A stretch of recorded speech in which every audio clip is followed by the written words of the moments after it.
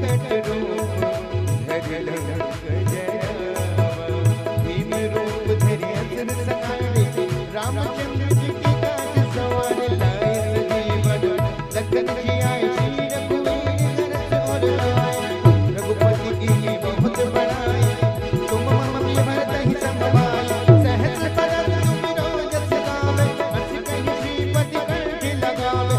सनकादिक ब्रह्मादि मुनीसा, नारद सारद सहित अहिंसा। जब कुबेर दिखपाल जहाते, कपि कोविद कहि सके कहाते। तुम उपकार सुग्रीव कीन्हा, राम मिलाए राजपद दीन्हा। तुमरो मंत्र विभीषण माना, लंकेश्वर भय सब जग जाना। जुग सहस्त्र जो जन पर भानो, लील्यो तारे मधुर फल जानो। प्रभु मुद्रिका मेल मुख माही, जलधि लांग कहि अचरज नामी।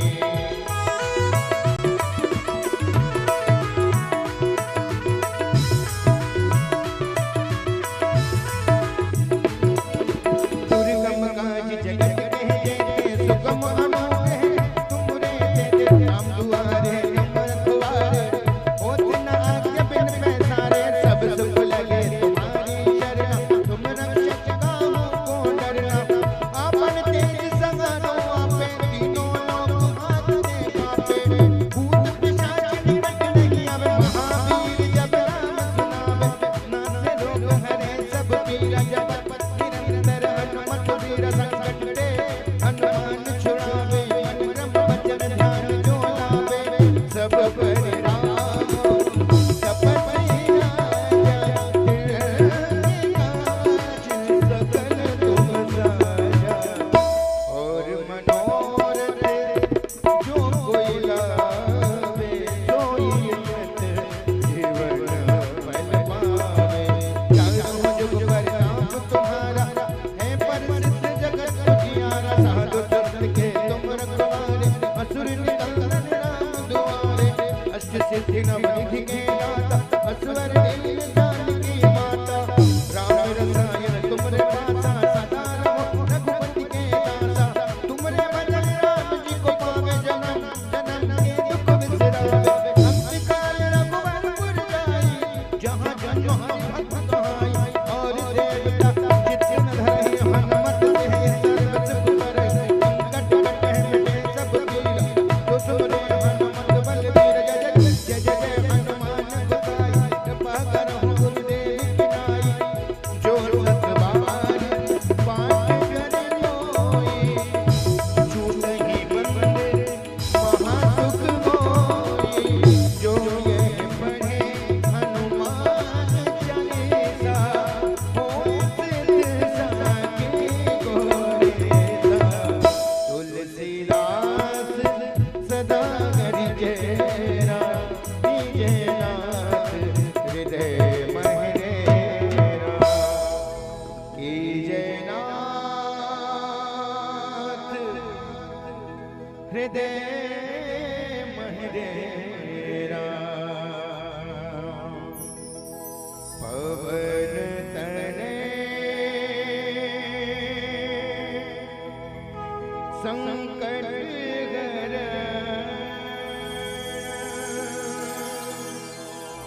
मंगल मूरति रूप। राम लखन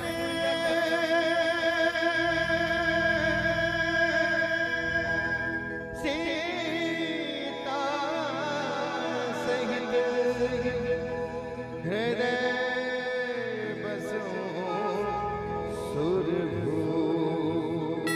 सियापति रामचंद्र की जय, पवन सुत हनुमान की जय। बोलिए बांके बिहारी लाल की जय, व्यासी महाराज की जय। श्रीमद् भागवत महापुराण की जय। हरि हरि श्री राधे हरि हरि हरि हरि हरि हरि श्री राधे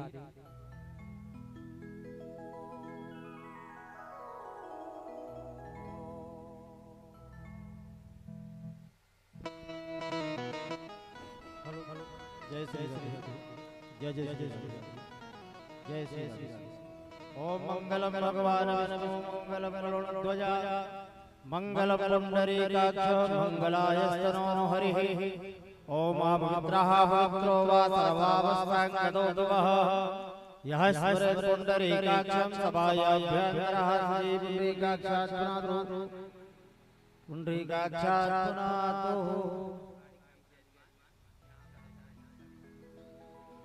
हमारे इस श्रीमद् भागवत महापुराण यज्ञ के जो यजमान मानता है, समस्त यजमान मानता व्यास महर्षि के समीप में पधारे, समस्त यजमान गण सपत्नीक व्यास महर्षि के समीप में पधार जा रहे हैं।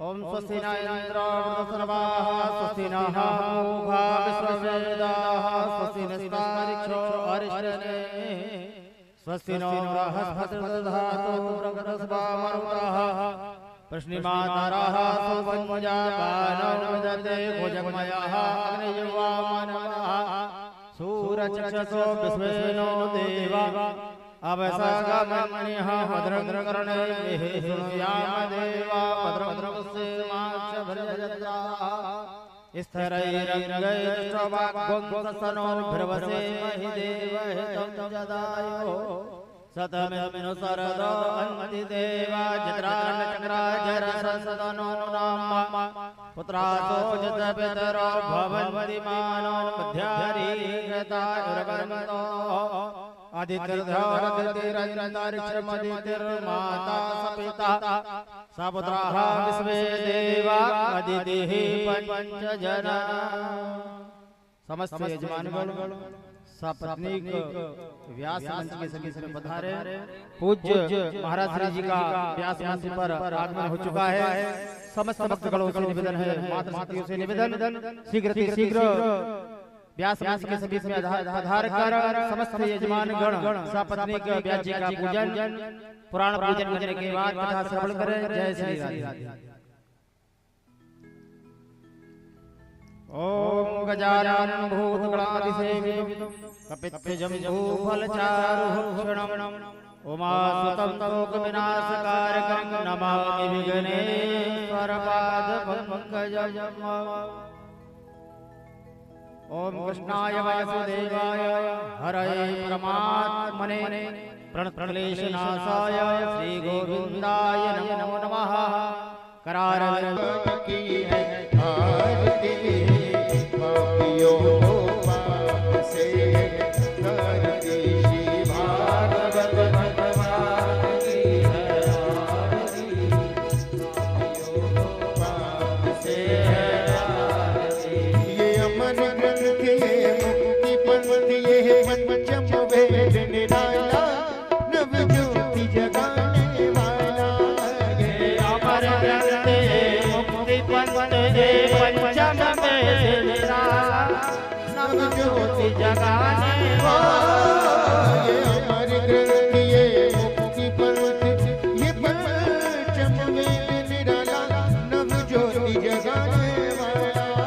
ये अमर ग्रंथ मुक्ति पंथ पंचम वेद निराला नव ज्योति जगाने वाला।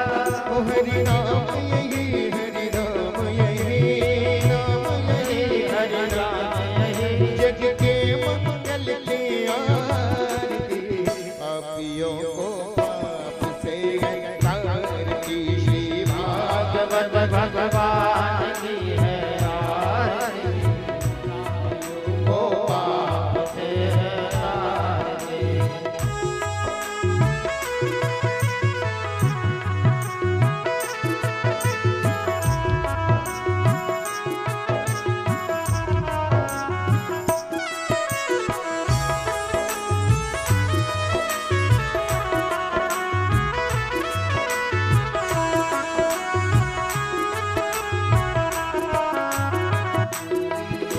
ये शांति गीत पावन पुनीत सांपों को मिटाने वाला, हरि दर्श कराने वाला, ये शांति गीत पावन पुनीत पापों को मिटाने वाला, हरि दर्श कराने वाला, ये शांति गीत पावन पुनीत पापों को मिटाने वाला, हरि दर्श कराने वाला, शांति गीत पावन पुनीत पापों को मिटाने वाला, हरि दर्श कराने वाला, ये सुख करनी ये दुख हरनी, सुख करनी है दुख हरनी, ये सुख करनी ये दुख हरनी, ये सुख करनी ये दुख हरनी, यही प्रभु महिमा की आरती, पापियों को पाप से है तारती, श्री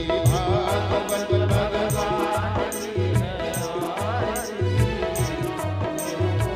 पाप से है आरती।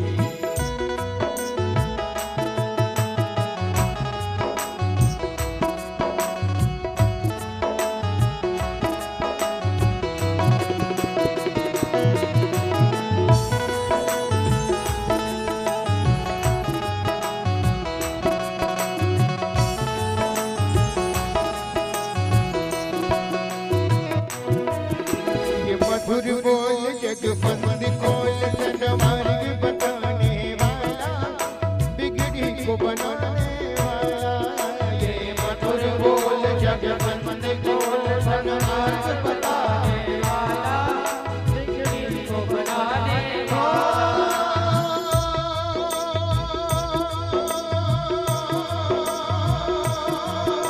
ये मधुर बोल जगबंद खोल, सन्मार्ग बताने वाला, बिगड़ी को बनाने वाला, ये मधुर बोल जगबंद खोल, सन्मार्ग बताने वाला, बिगड़ी को बनाने वाला, श्री राम यही घनश्याम यही राम यही घनश्याम श्री राम यही घनश्याम यही श्री राम यही घनश्याम यही श्री मधुसूदन की आरती, पापियों को पाप से है आरती, भागवत भगवान की है आरती, पापियों को पाप से है आरती, कर्पूर गौरव करुणावतारम संसारसारम भुजगेन्द्रनाथं सदा वसन्तं हृदयारविन्दे नमः भवानी सीतं नमः मन्दारमाला कुलपालिकाय कपालमाला चित्तशेखराय दिव्यं पराय दिगम्बराय नमः शिवाय नमः शिवाय त्वमेव माता च पिता त्वमेव वन्दो जगता त्वमेव विद्याधरं त्वमेव परमं मम देवदेव हरे राम राम राम हरे हरे कृष्ण कृष्ण कृष्ण हरे हरे राम राम राम हरे हरे कृष्ण कृष्ण हरे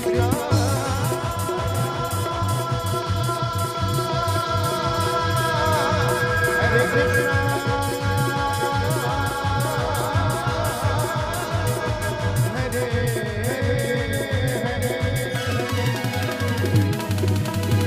जलेन सिद्धिकलं देवामि भद्रमात्मा विभद्रमासि सोद्धारणं मन्त्रोपाञ्जलि ध्याता हरिः ओम् जद्रेण जद्रमजदेवाय स्थानि धर्माणि प्रथमान्य सन्नाते हनाकं महिमानः सचञ्चयत पूर्वे साध्याः सन्ति देवाः ॐ एकदन्ताय विद्महे वक्रतुण्डाय धीमहि तन्नो दन्तिः प्रचोदयात् ॐ गणाम्बिकायै च विद्महे कर्मसिद्ध्यै च धीमहि तन्नो गौरी प्रचोदयात् ॐ आदिशक्त्यै च विद्महे सर्वशक्त्यै च धीमहि तन्नो दुर्गे प्रचोदयात् ॐ अञ्जनीसुताय विद्महे वायुपुत्राय धीमहि तन्नो हनुमत् प्रचोदयात् ॐ नन्दनन्दनाय विद्महे यशोदानन्दनाय धीमहि तन्नो श्रीकृष्णः प्रचोदयात् नानासुगन्धपुष्पाणि यथा कालोद्भवानि च पुष्पांजलिर्मया दत्ता ग्रहणं परमेश्वरः ओम सांगाय सपरिवाराय सायुधाय योगाय स्वायनाय श्री कृष्ण चंद्र देवताय चरणारविंदे सुमंत्र पुष्पांजलिं समर्पयामि। बोल भागवत महापुराण की, व्यास जी महाराज की। सभी लोग अपने स्थान पर बैठ जाइए। पूज्य महाराज श्री जी मंच पर मंचासीन हैं और अपनी अमृतमय वाणी से हमें यह कथा ज्ञान गंगा यज्ञ में प्रथम से हमें अवगाहन करा रहे हैं। पूज्य महाराज श्री जी मंच पर हैं, अपने मुखारविंद से हमें इस ज्ञान गंगा में गोता लगाएंगे।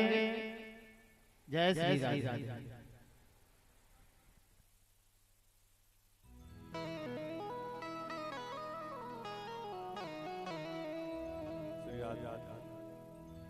श्री राधे श्री राधे श्री राधे जय श्री राधे जय श्री कृष्ण श्री राधे श्री राधे जय श्री राधे जय कृष्ण जय श्री राधे।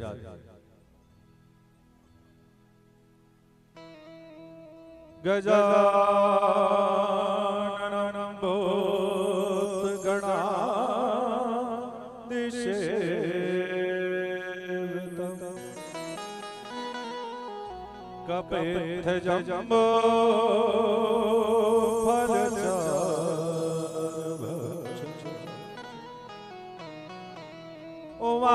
उमासुतं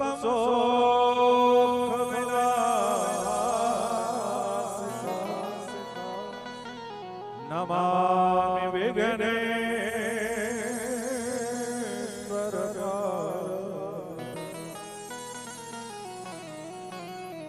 वक्रतुंड महाकाय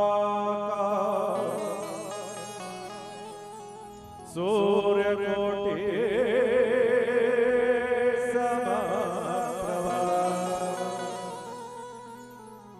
निर्विघ्नं कुरु मे देव शुभकार्ये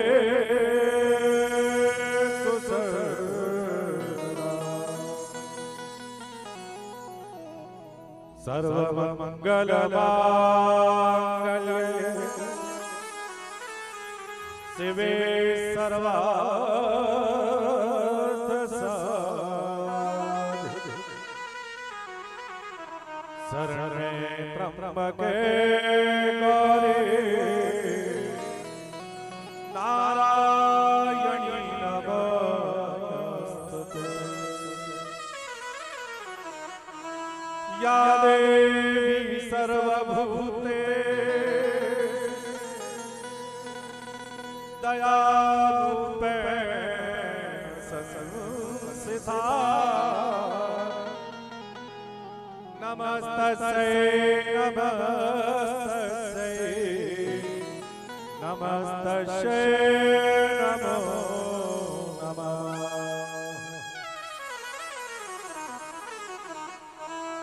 वंशे विभूषितकरा नवनीरदावा पीताम्बरधरबिम्बफला दरोष्ट पूर्णेन्दु सुन्दर मुखारविन्दनेत्र कृष्णात् तत्परं किमपि तद्वहं न जाने। सच्चिदानन्दरूपा सच्चिदानन्दरूपाय विश्वोत्पत्त्यादिहे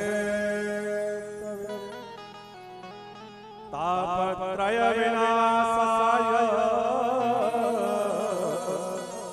श्रीकृष्णाय वयम्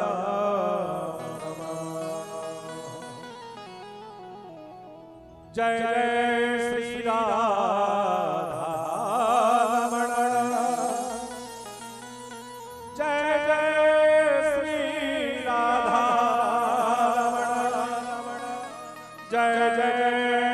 अकबर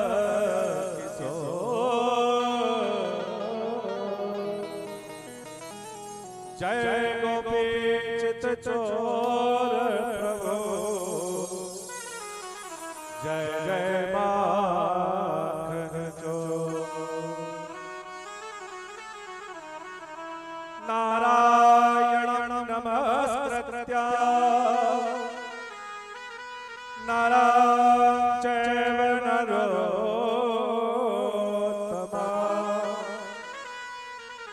देवीं सरस्वती व्यास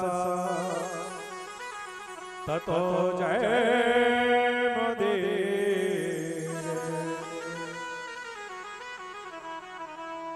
सीतानाथ समारंभा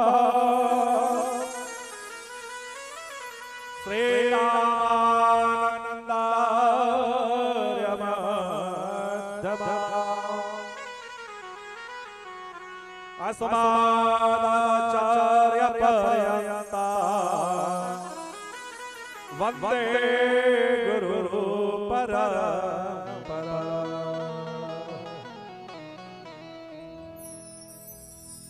जय जय मां शारदा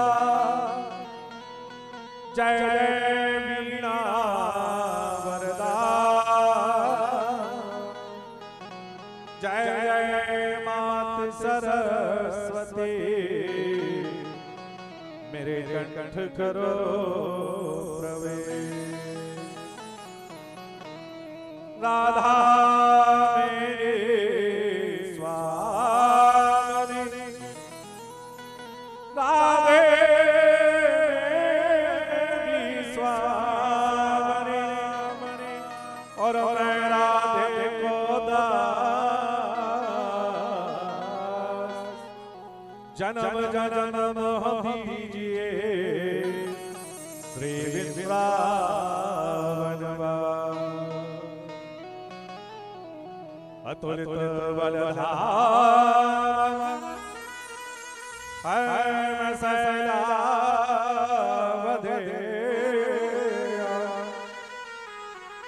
धनुजवन कृशाण ज्ञानी नाम सकल गुण निधान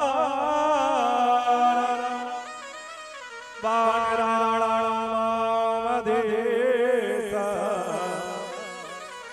रघुपते प्रिय भक्ता वातजातं नमामि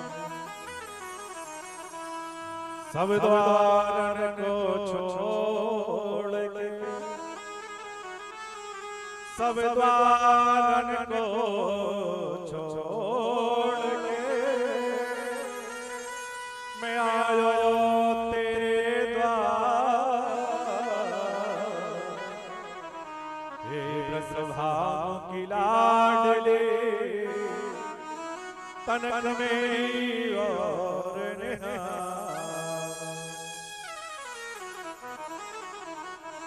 जिनकी सेवा भाव से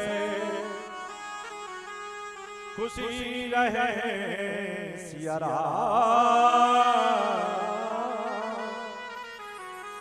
ऐसे श्री हनुमान को मेरा कोटि कोटि प्रणाम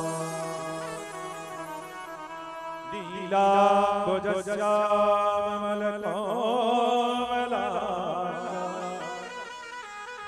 सीता समारोपित पाणो महाचाय चारु चाप नमामि राम रघुवंशनाथ गुरुर्ब्रह्मा गुरुर्विष्णु गुरुर्देवो महेश्वरा गुरुर्साक्षात् परब्रह्म तस्मै श्री गुरवे नमः। जीवन के आधार मेरे मात पिता चरण वंदना, रखियो कृपा सदा हम पर मेरे जीवन के आधार।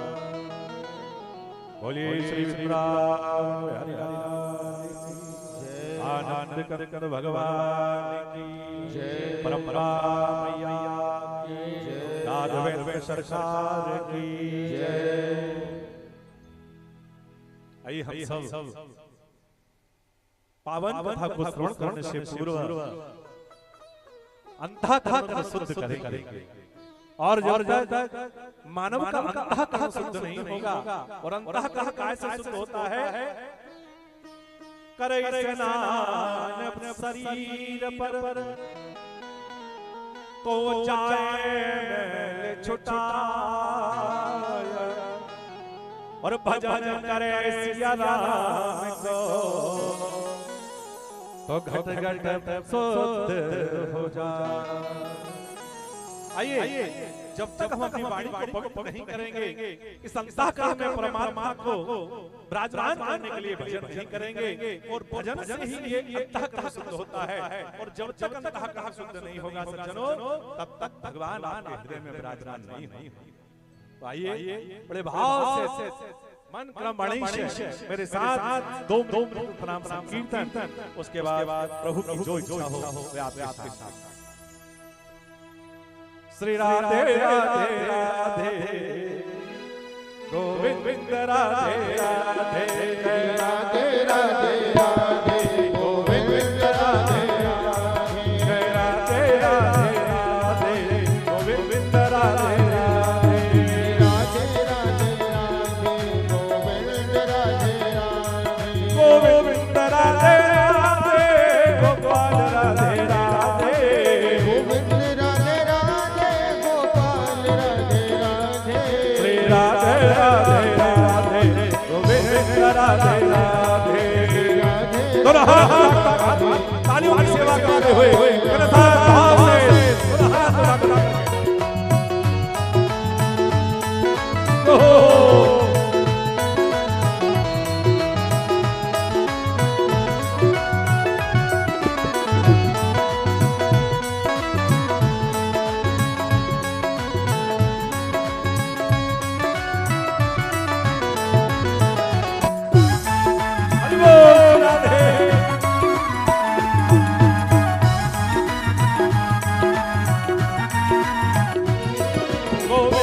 राधे राधे गोपाल राधे राधे, गोविंद राधे राधे गोपाल राधे राधे, गोविंद राधे राधे गोपाल राधे राधे, गोविंद राधे राधे गोपाल राधे राधे, राधे राधे राधे गोविंद राधे राधे, राधे राधे राधे गोविंद राधे राधे, जय राधे राधे राधे गोविंद राधे राधे, जय राधे राधे राधे हरि बोल।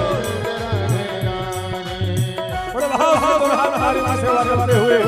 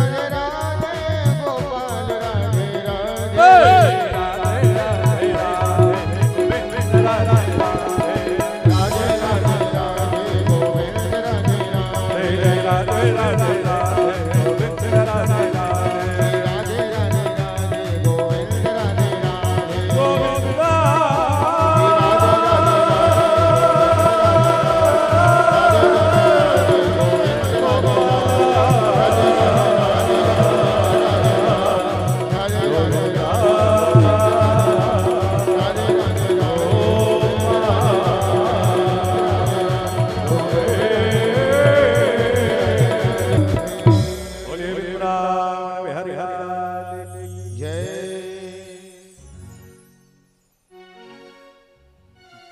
मंच पे विराजित ये सत्संडी महायज्ञ में अपना योगदान प्रदान करने साइगन से पधारे आपका ध्यान भगवान महादेव की पावन नगरी में बनारस में हुआ। आदरणीय श्री प्रमोद जी यज्ञाचार्य, आपके चरणों में प्रणाम। व्यास मंच पर उपस्थित मेरी कथाओं में निरंतर अपनी उपस्थिति के माध्यम से, अपनी सुंदर स्वर लहरी और संगीत के माध्यम से मुझे अपना सहयोग प्रदान कर रहे आदरणीय भैया अंग्रेजी नागर मेरे बीच, जिनका सहयोग मुझे मिलता है, और उनके टीम में मेरे नाम रूपी भैया सतीश जी और मनोज जी, गणेश जी हमारे बीच मेरा सहयोग प्रदान कर रहे हैं, उनका भी बहुत बहुत अभिनंदन। और व्यास मंच पर ब्रह्मा के रूप में निरंतर मेरी सेवाओं कथाओं में निरंतर अपना सहयोग प्रदान कर रहे आदरणीय भैया शिवम जी, और इस मंच पर श्रीमद् भागवत महापुराण का पाठ कर रहे हैं भैया हेमंत जी भार्गव। इस ग्राम के खड़ा मेरे भ्राता भैया श्री राम शर्मा जी और कृष्ण मंदिर के सम्मानीय पुजारी आदरणीय पुजारी जी, और इस कथा और यज्ञ के आयोजक श्री मां कालका समिति के सभी सम्मानीय पदाधिकारी और ग्राम किनगी से पधारे हुए सभी सम्मानीय भक्त श्रोतावृंद, परम श्रद्धेय माताएं और बहनें, बंधुओं, ये वह पुण्य भूमि है जिस भूमि पर साक्षात परम विराजमान है। और किनगी के महापुण्य भूमि पर भगवती जगदम्बा साक्षात में विराजमान है। उस पावन भूमि पर ये श्रीमद् भागवत महापुराण की अमृतमय वर्षा भगवान बाके बिहारी हरि साक्षात वांगमय प्रतिमूर्ति के रूप में श्रीमद् भागवत महापुराण के प्रत्यक्ष वांगमय प्रतिभा के साथ ये 7 दिवसीय गंगा आपके नगर में बहने जा रही है। देखिए सज्जनों, क्या कहा भगवान की कथा कैसी है। रामचरितमानस में गोस्वामी तुलसीदास जी लिखते हैं, क्या लिखा? मंगल भवन अमंगल हारी, मंगल भवन अमंगल हारी, मंगल भवन अमंगल हारी, मंगल भवन अमंगल हारी, प्रभु सदशरथ अजर बिहारी, प्रभु सुदशरथ अजर बिहारी, श्री राम जय राम जय जय राम, श्री राम जय जय राम, श्री राम जय राम जय जय राम, श्री राम जय राम। भगवान की कथा कैसी है। अमंगल को हरने वाली और कलयुग में समस्त संकटों को निवारण करने वाली अगर कोई भगवान की कथा है तो वह है श्रीमद् भागवत महापुराण। व्यास जी ने लिखा, क्या कहा? भाग्योदयन बहुजन्म समर्जितेन सत्संगम चलवते पुरुषो यदा अज्ञान हेतु कृतमोह मदान्धकारनाश विधाहि ततोदयेत विवेकिका। श्रीमद् भागवत महापुराण वही होता है जहां पर रहने वाले भक्तों के भाग्यों का उदय होता है। हमारे पूर्व कुछ ऐसे पुण्य बने हैं जिनके वजह से आज ये श्रीमद् भागवत महापुराण की ये पावन अमृतमय वर्षा आज ग्राम किनगी में होने जा रही है। बंधु, भाग्योदयन बहुजन्म समर्जितेन, एक जन्म नहीं आपके जन्म जन्मों के जो पुण्यों का संचय हुआ है, उस पुण्यों के संचय के कारण यह श्रीमद् भागवत महापुराण की पावन कथा यहाँ आज किनगी में काल का स्थान पर हो रही है। सज्जनों, भगवान के शरीर से दो गंगाएं निकली, आपको मालूम है कौन कौन सी दो गंगा हैं? भगवान के शरीर से दो गंगा निकली, भगवान के श्री चरणों से निकली भागीरथी गंगा। आप जिसमें स्नान करके अनंत पापों का क्षय करके पुण्यों का उदय करते हैं, और भगवान के चरणों से निकली कौन सी गंगा? भागीरथी गंगा। और भगवान के मुख से निकली कौन सी गंगा? श्रीमद् भागवत महारूपी गंगा। अब दोनों में ऋषियों ने पूछा, प्रभु ये बताइए कि दोनों में अंतर क्या है? तो व्यास जी ने कहा कि चरणों से जो गंगा निकली है उसका स्थान चरणों में है, और इसलिए वह अब दोनों में बड़ी कौन है? तो बोले कि मुख से निकली हुई गंगा बड़ी है कि चरणों से निकली हुई भागीरथी गंगा बड़ी है। तो संतों ने तर्क दिया कि भगवान के श्री चरणों से जो गंगा भागीरथी निकली है वह संसार के अनंत कलेशों से मुक्ति दिलाने के लिए प्रभावित हो रही है, और भगवान के मुख से जो निकली हुई गंगा है, जो भागवती गंगा है, वह गंगा इसलिए श्रेष्ठ है क्योंकि हम गंगा में स्नान करने के लिए जब जाएंगे तो यहाँ से हमको ट्रेन में, मोटरसाइकिल आदि के द्वारा बैठ करके जाना पड़ेगा। कितनी दूर हजारों किलोमीटर की यात्रा करके जानी पड़ेगी गंगा जी में स्नान करने के लिए, तब जा करके वहां पर हम जब शरीर को उस गंगा में डुबोएंगे तब हमको उसका फल मिलेगा। लेकिन सज्जनों, भगवान से मुख से निकली हुई है भागवती जो गंगा है, ना तो आपको वहां जाना, वह स्वयं आज बह करके ग्राम किनगी में प्रभावित हो रही है। वे बड़े भाग्यशाली मनुष्य हैं जो इस गंगा में स्नान करने के लिए आज यहाँ पर बैठे हैं। फिर बोले भागीरथी गंगा में स्नान करने से शरीर का मैल, शरीर के अनंत रोग कष्ट सब दूर होते हैं। और भागीरथी गंगा का नियम क्या है? इसमें शांति से कथा सुनने से अंतःकरण के रोग, दोष, कष्ट, लोभ, माया आदि के सब विकार दूर होते हैं। तो दोनों में श्रेष्ठ कौन सी है? फिर उन्होंने कहा तीसरा अंतर क्या है? संतों ने कहा भागीरथी गंगा में स्नान करके जाएंगे तो सावधानी रखनी पड़ती है, चैन पकड़ करके स्नान करना पड़ता है, क्योंकि भगवान भागीरथी गंगा का जो प्रवाह है वो बहुत तेज गति से है। हजारों क्विंटल हड्डियां प्रतिदिन गंगा में डलती हैं। आपको मालूम है कितने लोग इस संसार में स्वर्ग को जा रहे हैं? सारी हड्डियों को चूर चूर करने की क्षमता भागीरथी गंगा में है। और क्या कहा? उस गंगा में स्नान करने से कोई बड़ी सावधानी रखनी पड़ेगी, ज्यादा अंदर प्रभाव में चले गए तो नमो नारायण हो जाएंगे। और भागीरथी गंगा में और भागवती गंगा में स्नान करने के लिए क्या करना पड़ता है? जितने अंदर जब आप जाएंगे, जितने भाव से भगवान की कथा को श्रवण करेंगे, उतना ही आपका अंतःकरण का पाप, कष्ट, लोभ की प्रवृत्ति दूर हो। इसलिए श्रेष्ठ गंगा कौन सी है? बोले भागवतेन भगवतेन प्रसन्नार्थम रूपा। बोले कहा कि गंगा जो भगवान के मुख से निकली है भागवती गंगा, वे गंगा श्रेष्ठ क्यों है? क्योंकि स्नान करने के लिए वहां जाने की आवश्यकता नहीं है। हमारे गांव में आज ये 7 दिवस के लिए भागीरथी गंगा प्रभावित हो रही है।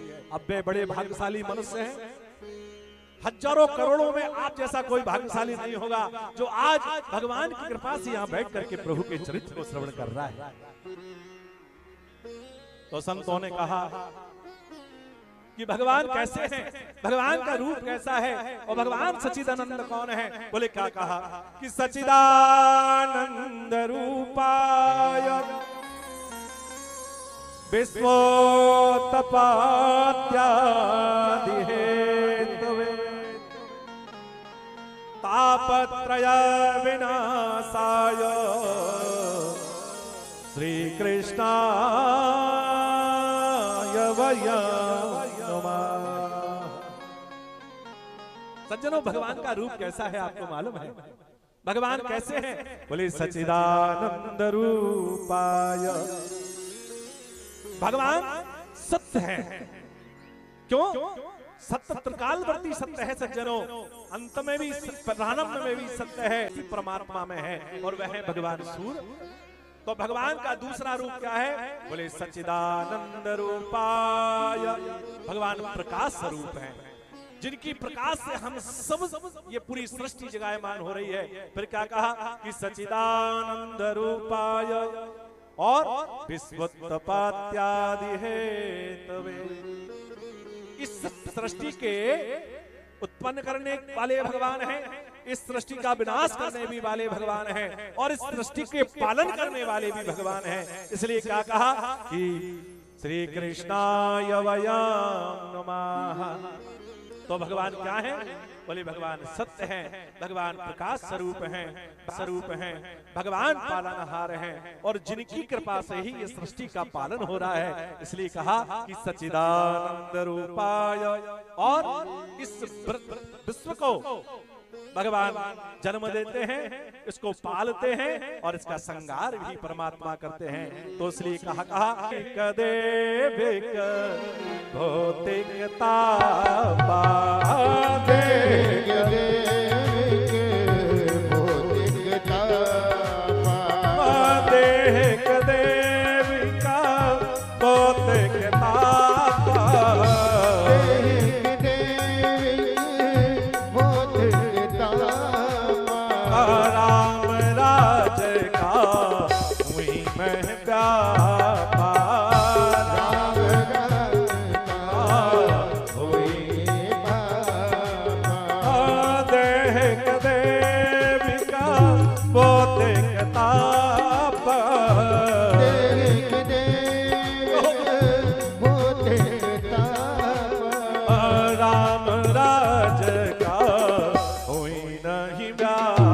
भगवान के मंदिर में जाते हैं, कोई गलती हमसे हो जाती है, हम कुल के देवताओं का पूजन नहीं कर पाते, कुल के देवताओं से हम दूर रहते हैं।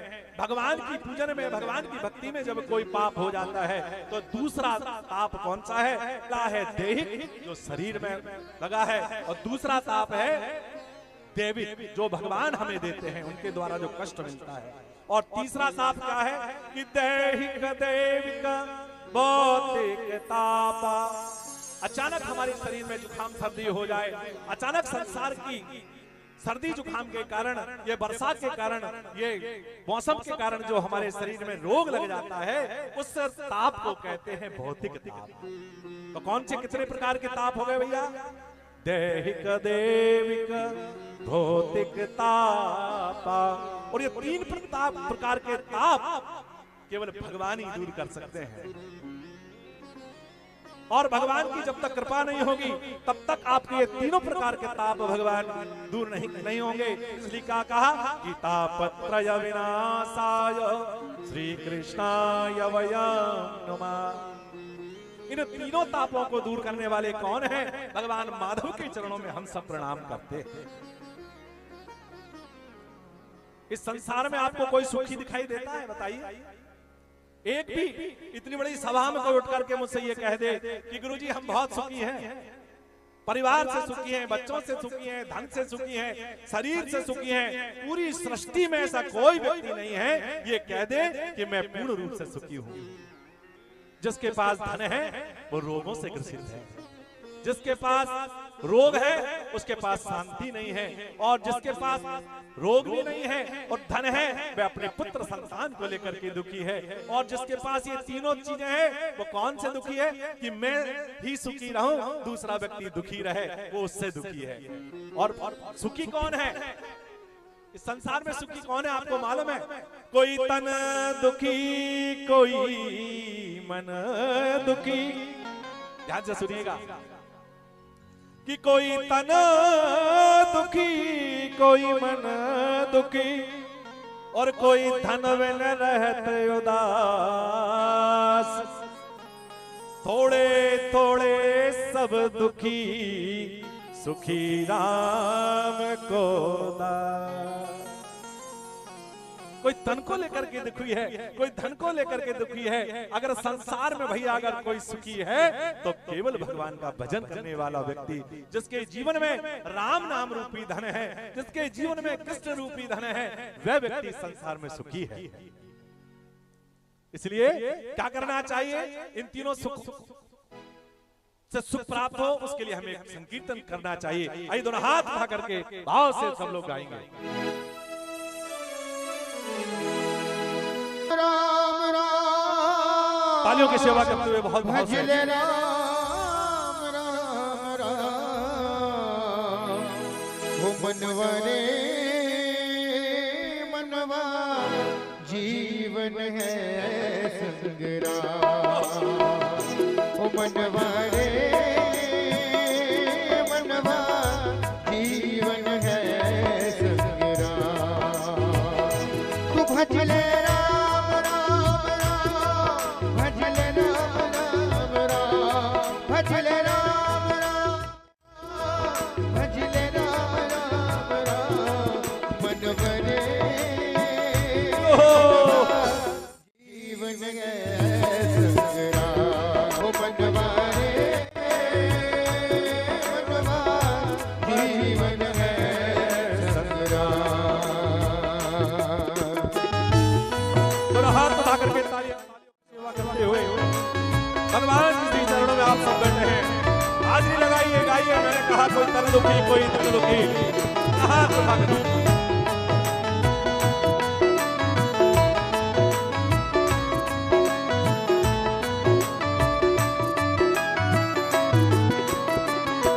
राधे जरा हाथ उठा करके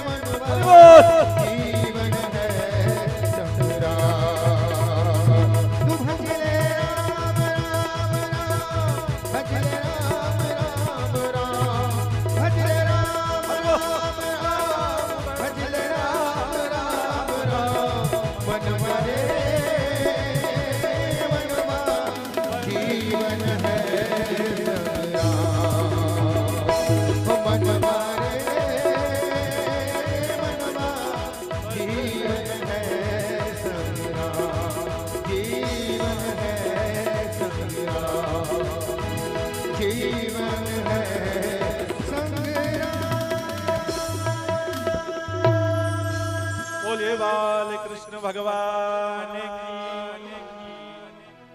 कितनी सांसें भगवान ने हमको दी हैं आपको मालूम है? 6,000 सांसें हम भगवान के श्री चरणों में समर्पित करवा के लिखवा के लाए हैं। 16,600 सांसें 24 घंटे हमारे शरीर से, इस आत्मा से, शरीर से निकलती हैं। भगवान ने कहा कि 24 घंटे में से 600 केवल अगर सांसें भी तू भगवान को दे देगा तो तेरे भवसागर से बेड़ा पार हो।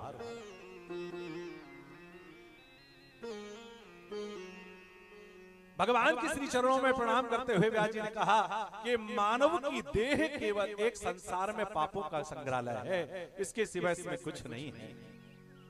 इस पापों के संग्रहालय में भगवत नाम रूपी शक्ति एक अंतरात्मा के रूप में हमारे शरीर में विराजमान होती है। इसलिए भैया जीवन में एक नियम बनाइए, और नियम क्या बनाइए कि हमको भजन करना है, और भजन अगर आप करोगे तो संसार के सारे सुख आपको प्राप्त होंगे।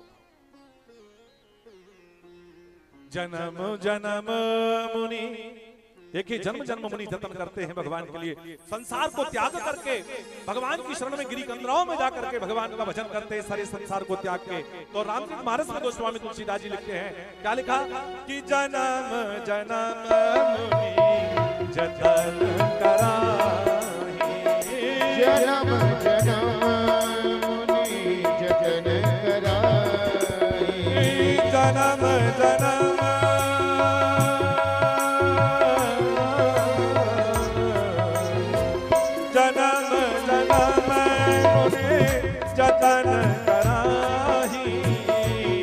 जन्म जन्म जतन कराए राम सुख आवत नाही अंत राम कहे आवत नाही।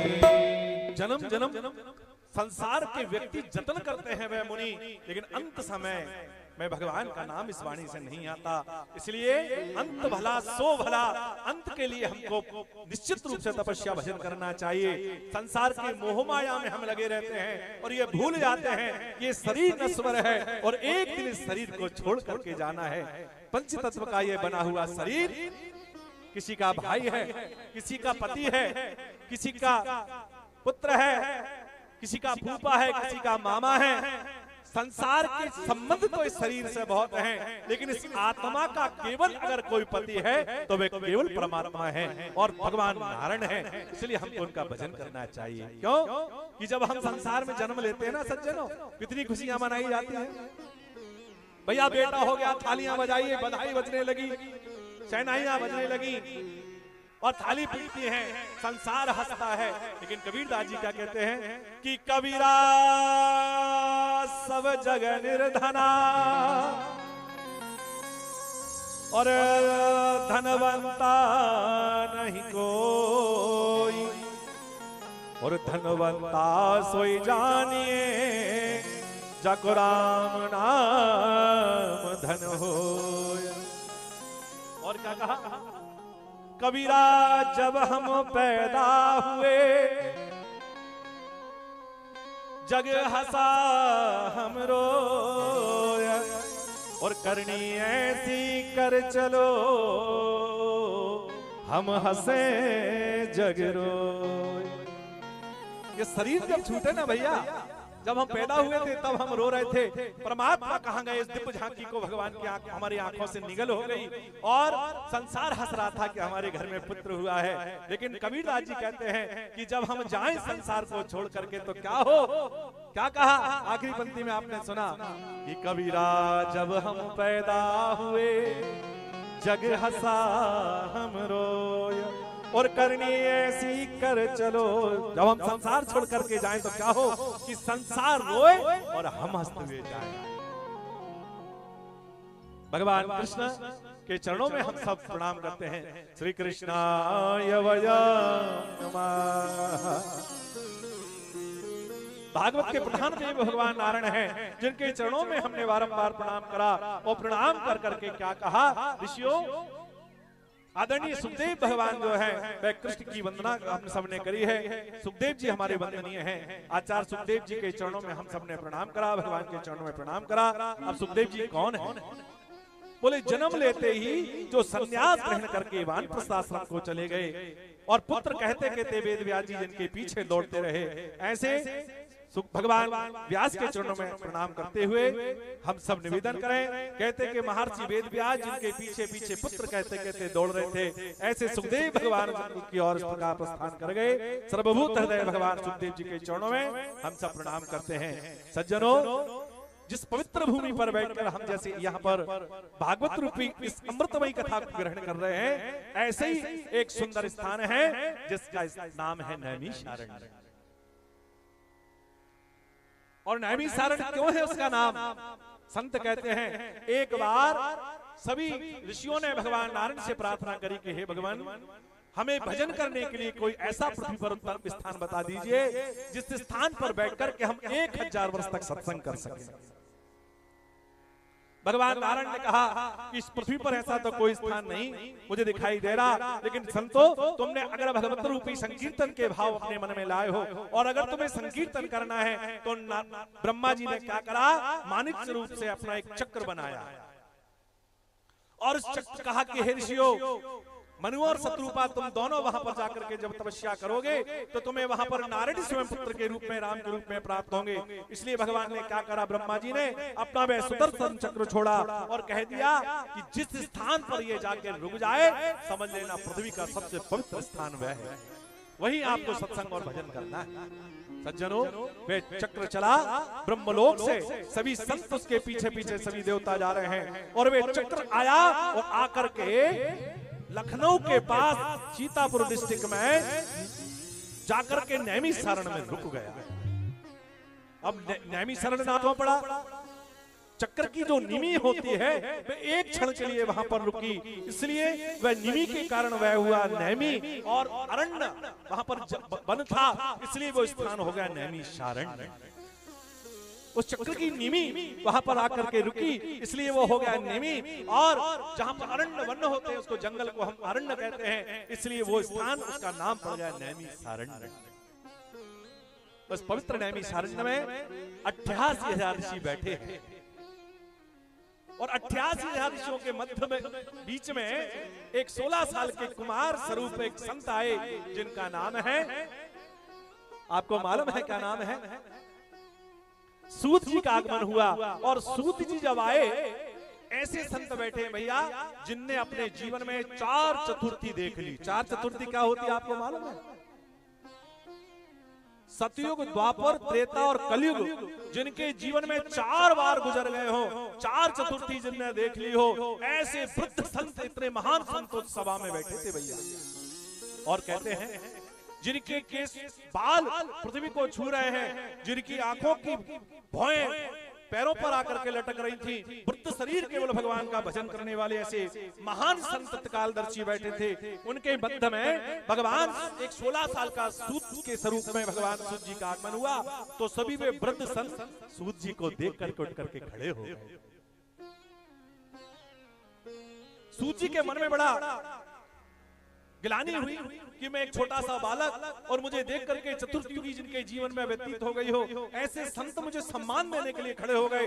सूत जी के नेत्रों से अश्रुधारा बहने लगी, गदगद हो गया सूत जी का शरीर।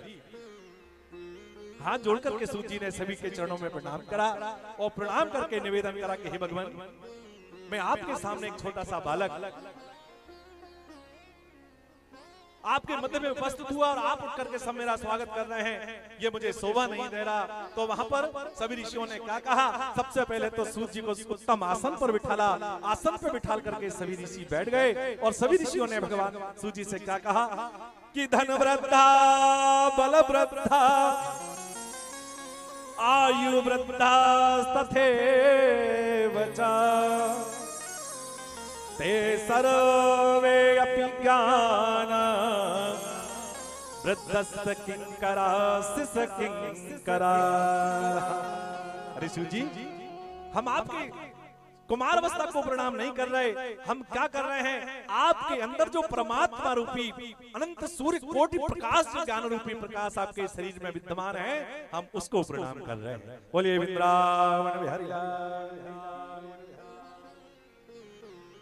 और गोस्वामी तुलसीदास जी, सब जग जानी सिया राम में सब जग जानी, सिया राम में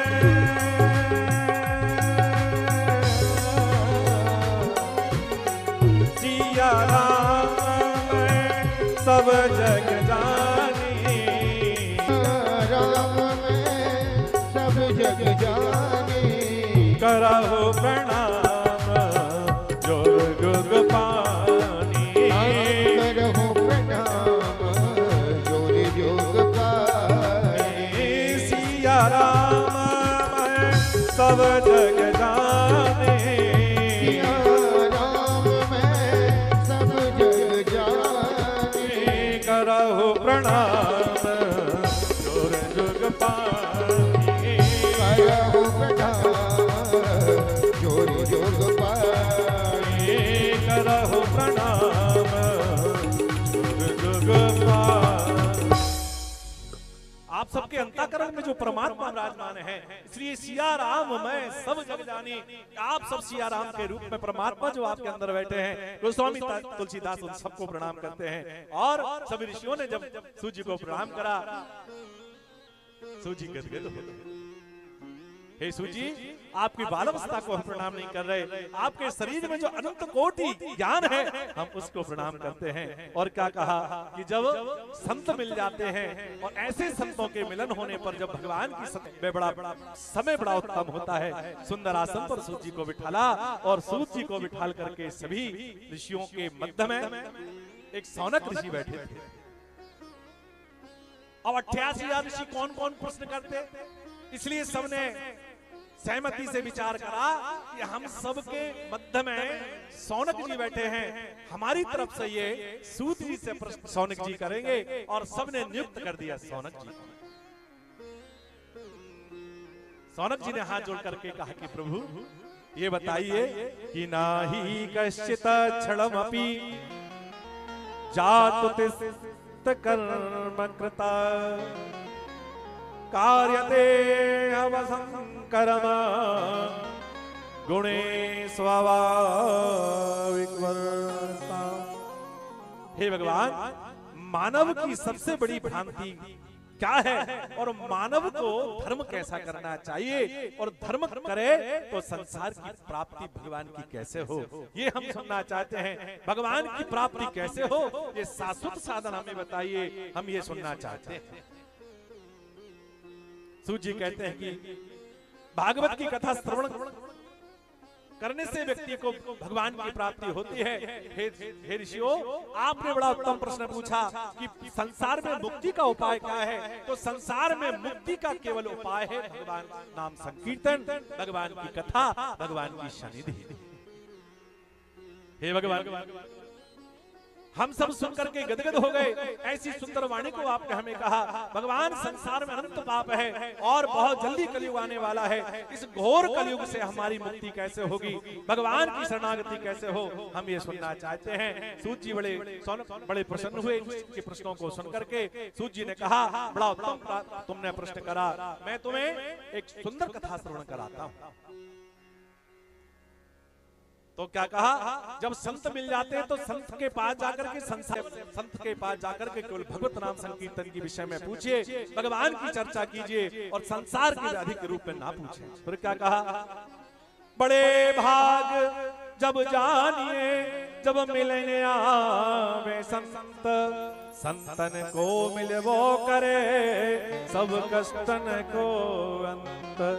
बड़े भाग से संत मिलते हैं। और यहाँ पर सूत जी ने कहा कि ऋषियों, मैं तुम्हें सुंदर कथा श्रवण करा रहा हूँ। क्या कहा कि काल व्याल मुखाग्रास प्राण निर्णास है।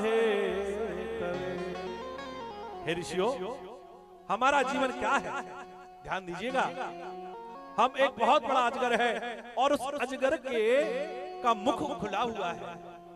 ये काल क्या है, ये अजगर के रूप में है, और ये जब तक हम सुरक्षित हैं, कब तक, जब तक वे अजगर का मुख खुला है, और तब तक तो हम ये संसार में सुरक्षित हैं। और जब ये अजगर काल रूपी अपने मुख को बंद कर लेगा तो निश्चित रूप से हमारे प्राण निकल जाएंगे।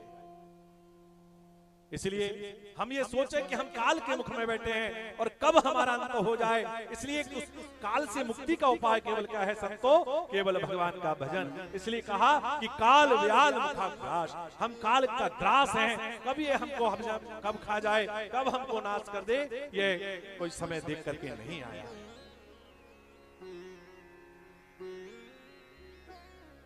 ये मानव की संसार की सबसे बड़ी भूल है। बोले क्या, बोले वह चिंता बहुत करता है, चिंतन नहीं करता। जिस दिन में मानव चिंता को छोड़ करके चिंतन करने लगेगा, उस दिन उससे भवसागर से पार हो जाएगा। क्योंकि चिंता क्या है, बोले चिता तक ले जाती है। इसलिए चिंतन करो, चिंतन जब करोगे तो भगवान की प्राप्ति होगी। इसलिए मानव का शरीर क्या करता है, चिंता हम बहुत करते हैं। अरे चिंता नहीं करना चाहिए, केवल भगवान का चिंतन करें कि भगवान हमको कैसे प्राप्त होगा। बस यही प्रार्थना करते हुए एक बार क्या हुआ, हे ऋषियों,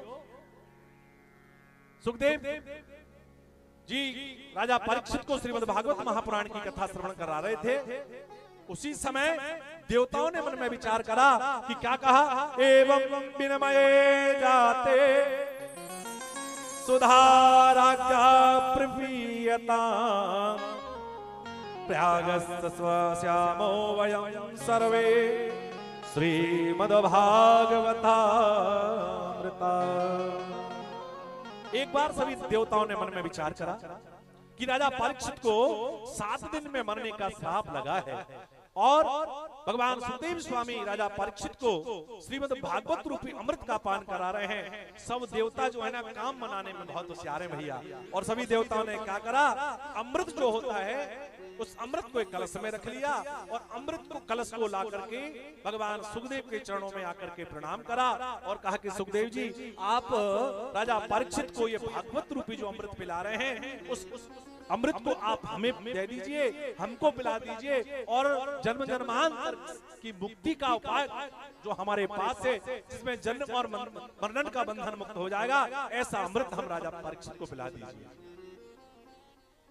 भगवान सुखदेव ने सोचा कि बताओ ये देवता अपने काम मनाने में कितने कितने माहिर हैं, ये संसार का वह अमृत लेकर के भगवान राजा परीक्षित को पिलाने आए हैं जिसको पी करके पुनरपि जन्म पुनरपि मरणम पुनरपि जन्म पुनरपि मरणम पुनरपि जन्म पुनरपि मरणम पुनरपि जन्म पुनरपि मरणम पुनरपि जठरे जयतन शयनम पुनरपि जयति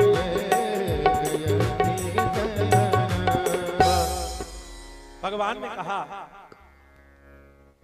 सुखदेव स्वामी कहने लगे तुम्हारा ये अमृत पी करके संसार में आना पड़ेगा और आकर के संसार के कष्ट होंगे, उसके बाद भी मृत्यु नहीं होगी। और मैं जिस अमृत को राजा परीक्षित को पिला रहा हूँ, ये अमृत जो है ना, ये अमृत सुधा पी करके राजा परीक्षित संसार में भगवत रूपी अमृत पान पा करके भगवान की शरणागत को प्राप्त होंगे।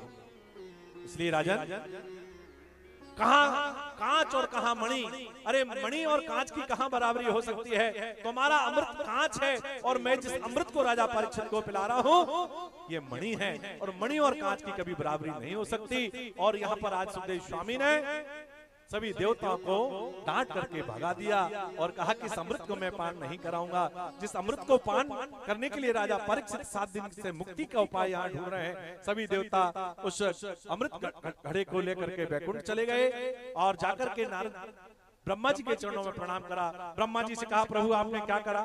बोले उस अमृत पान कराने के लिए भागवत के हमको पृथ्वी पर पहुंचाया, लेकिन वहां पर सुखदेव स्वामी ने हमको अमृत पिलाने से मना कर दिया और हम आज अपने मस्तक को नीचा कर करके वापस आए हैं। प्रभु लेकिन एक बात तो बता दीजिए कि इस अमृत को पी करके क्या होता है, ये हम सुनना चाहते हैं। ब्रह्मा जी ने कहा कि ऋषियों, अब 7 दिन तक के श्रीमद् भागवत महापुराण की चर्चा कहाँ होगी? बोले पृथ्वी पर। और जब ये 7 दिन हो जाएंगे, तक्षकनाग जब काटने के लिए यहाँ पर आएगा राजा परीक्षित को, तब हम ये तुलना करेंगे तराजू पे तौल करके कि कौन सा अमृत श्रेष्ठ है। 7 दिन के बाद भगवत रूपी अमृत और देवताओं रूपी अमृत को जब तराजू पे तौला गया तो उस तराजू के सभी पल्ले नीचे रह गए और भागवत रूपी अमृत जो है ऊपर उठ करके आ गया। इसलिए भागवत रूपी अमृत संसार में सबसे ज्यादा श्रेष्ठ है। बोले वृंदावन बिहारी लाल जय राधा माधव जय कुंज बिहारी हो, जय राधा माधव जय कुंज बिहारी यशोदा नंदन ब्रिज यशोदा नंदन ब्रिज जन रंजन यशोदा नंदन ब्रिज जन रंजन यशोदा नंदन ब्रिज जन रंजन यमुना तीर हरि जय गिरिवर हरि हो, जय राधा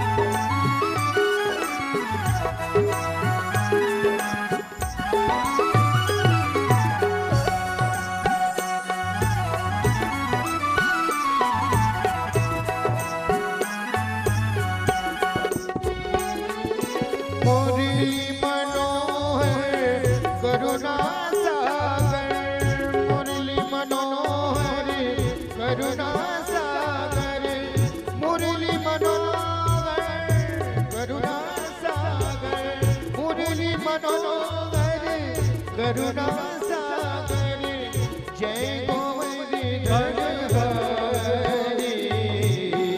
जय गोवर्धन हरि, जय कुंज बिहारी, हो जय राधा माधव, जय कुंज बिहारी, हो जय राधा माधव,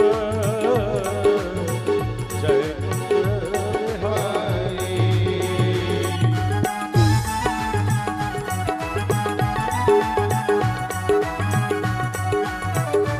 तेरा हाथ उठा करके तेरी तुम्हारी सेवा करते हुए हरि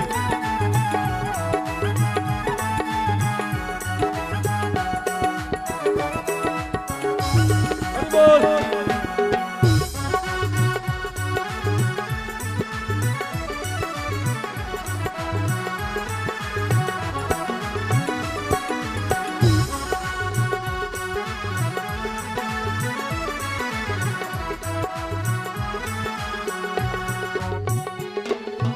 हे मुरलीधर, हे बंसीधर, हे मुरलीधर, हे बंसीधर, हे बंसीधर, हे करुणाकर, हे बंसीधर, हे करुणाकर, यमुना तीर वनचारी, यमुना तीर वनचारी, जय गिरिवर हरि, हो जय राधा माधव,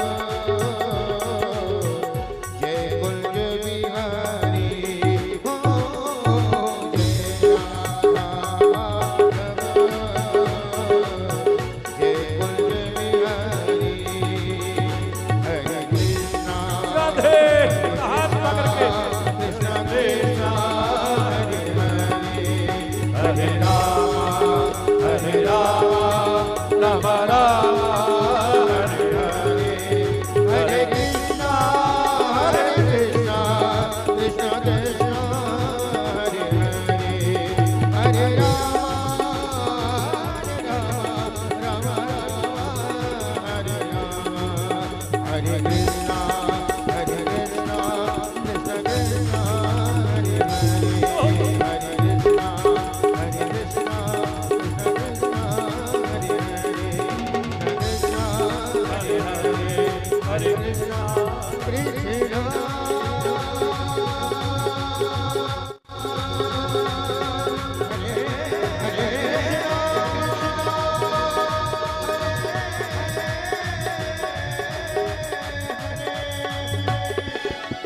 बोले विप्रा हरिलाल की जय, लाल कृष्ण भगवान की जय।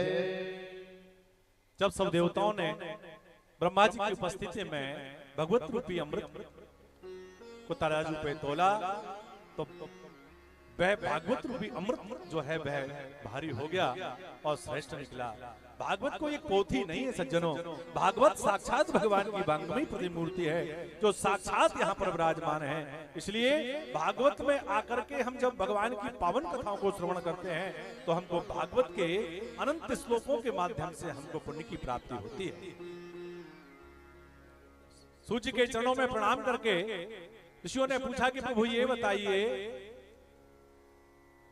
कि भागवत का प्रचलन कहां से चला। सबसे पहले ये भागवत किसने सुनी तो कहा कि साक्षात कृष्ण स्वरूप श्रीमद् भागवत कथा है। ये कथा धन्य है नारद जी ने जन जन में इसका प्रचार करने के लिए अपने पिता ब्रह्मा जी से इस कथा को श्रवण करा था। लेकिन ब्रह्मा जी ने अपने पुत्र नारद को ये श्रीमद् भागवत महापुराण की कथा श्रवण कराई। लेकिन सप्ताह विधि की कथा कैसे होती है ये कथा तो सत सनंदन सनत कुमार आदि ने ये प्रचलन जो 7 दिवसीय कथा का था ये सनत ऋषियों ने सुनाया है।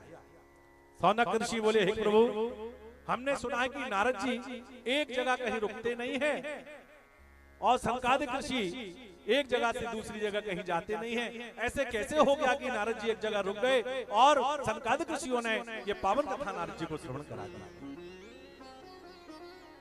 सूजी ने कहा एक समय की बात है, ये पावन कथा के मन में भाव लेकर के सत सनातन सनत कुमार अपने आश्रम बद्रिका आश्रम की ओर निकले और मन में भाव आया कि चारों जो ऋषि थे ये ब्रह्मा जी के पुत्र थे और उन्होंने कहा कि एक कथा श्रवण कराएगा, दूसरा कथा सुनेगा और अगर कोई नहीं मिला तो हम चारों एक दूसरे को कथा सुनाएंगे, एक वक्ता हो जाएगा और कुछ श्रोता बन करके तीन बैठ करके कथा सुनेंगे। इस बीच अगर कोई ज्ञानी मिल गया तो हम चारों भगवान की कथा सुनेंगे। अब इस भाव को लेकर के चारों ऋषि बद्रिका आश्रम की ओर आए और बद्रिका आश्रम में चारों ऋषि बैठे हैं। अब सप्तदिवसीय कथा का नियम क्या है, ये सप्तदिवसीय कथा सनत कुमारों ने कैसे नारद जी को श्रवण कराया, इसकी विधि क्या है? तो कहा कि सबसे पहले जब कथा करानी हो तो उसके लिए स्थान का चयन होना चाहिए। दूसरा, भागवत का गान बड़े सुंदर ढंग से होना चाहिए और तीसरा, चौथी बात है भागवत का ध्यान, बैठ करके हम भगवान की कथा में ध्यान लगाएं। और पांचवी बात है भागवत में आपके कान सीधे भगवान की तरफ लगे होने चाहिए। फिर सुंदर मुहूर्त में इस कथा का शोधन कराएं, मुहूर्त दिखा करके भगवान की कथा हो, ऐसा भाव लेकर के हम किसी विद्वान ब्राह्मण से इस कथा का शोधन करा करके मुहूर्त शोधन कराएं और पुण्य अवसर पर यह भगवान की कथा प्रारंभ हो। एक समय की बात है, चारों ऋषि अपने आश्रम में बैठे थे और वहां से नारद जी बहुत तेज गति से जा रहे थे और नारद जी को जब चारों ऋषियों ने देखा तो नारद जी से कहने लगे, वे चारों ऋषियों ने कहा, कथम ब्रह्मानिदन्मुख कुतासिस्तातरो भवान् त्वरितं गम्यते कुत्र कुतश्चागमनं तव। हे नारद जी, आप जैसा संत आज बड़ा दुखी क्यों है और इतनी तीव्र गति से कहां दौड़ करके चले जा रहे हो? हमने तो सुना है कि जहां नारद पहुंच जाएं वहां से दुख दूर हो जाता है। नारद तो संसार के दुख दूर करने के लिए आए हैं और आप जैसा ज्ञानी, आपके मुखारविंद पर ये इतना उदासी क्यों दिखाई दे रही है? नारद जी ने चारों ऋषियों के जब दर्शन करे, सबसे पहले तो बड़े भाई थे, क्योंकि नारद जी भी ब्रह्मा जी के पुत्र हैं और ये चारों भी ब्रह्मा जी के पुत्र हैं। चारों को सबसे पहले नारद जी ने प्रणाम करा और प्रणाम कर करके कहा कि हे भगवान, सबसे पहले तो मैं बड़ा भाग्यशाली हूं कि आपके दर्शन मुझे हो गए। अब चारों ऋषियों ने कहा कि आप ये बताइए कि इतने दुखी होकर तीव्र गति से कहां जा रहे हो? आप जैसा ज्ञानी नारद जहां पहुंच जाए वहां के सारे कष्ट दूर हो जाते हैं और आप जैसा ज्ञानी आज हमारे सामने से इतना दुखी होकर के जा रहा है, क्या कारण है? तो नारद जी ने कहा कि भगवान, अचानक मुझे सृष्टि में तीनों लोकों में घूमते घूमते मन में भाव आया कि मैं भी सृष्टि में जाऊं और सारी सृष्टि का भ्रमण करके आऊं। इस भाव से लेकर के मैं कहां गया? सबसे पहले मैं भूमि पर राजस्थान गया। और राजस्थान में कहां गया? बोले पुष्कर। और पुष्कर में जब गया तो वहां मैंने देखा वहां भी मुझे शांति नहीं मिली। मैं वहां से भाव लेकर के चला गया गुजरात और द्रविड़ देशों में होते हुए मैं समस्त प्रदेशों में घूमते हुए काशी से मैं वृंदावन आया और वृंदावन में जब आया तो मैंने देखा संसार में मुझे कोई सुखी दिखाई नहीं दिया। और मैंने एक कोतहाल और देखा। बोले क्या? बोले जैसे ही वृंदावन की भूमि पर गया तो मैंने वहां एक बड़ा करिश्मा देखा ऋषियों। बोले क्या? बोले वृद्धाय माते का दो पुत्रा संग जायते मात तरुणी पुत्रस्य वृद्ध्याय मन भावम् उचेत्यति। मैंने एक बड़ा कोतहाल देखा। बोले क्या? बोले जब मैं वृंदावन आया तो मैंने वहां क्या देखा कि एक माँ जो तरुणी थी, जो जवान मुझे दिखाई दी और उसके पास दो पुरुष मैंने देखे और वे दोनों पुरुष जो थे वे दोनों वृद्ध थे। अब बताइए ऋषियों, कैसे हो सकता है कि जिसकी माँ तरुणी हो, जवान हो और उसके दो पुत्र जो है वे दोनों वृद्ध अवस्था को प्राप्त कर गए हो? तो मैं वहां से जब निकला तो उस माँ ने मुझे बुलाया अरे देवर्षि नारद, कहां जा रहे हैं? इतनी तीव्र गति से आपके दर्शन जिसको हो जाए वे तो संसार की भवसागर से पार हो जाता है।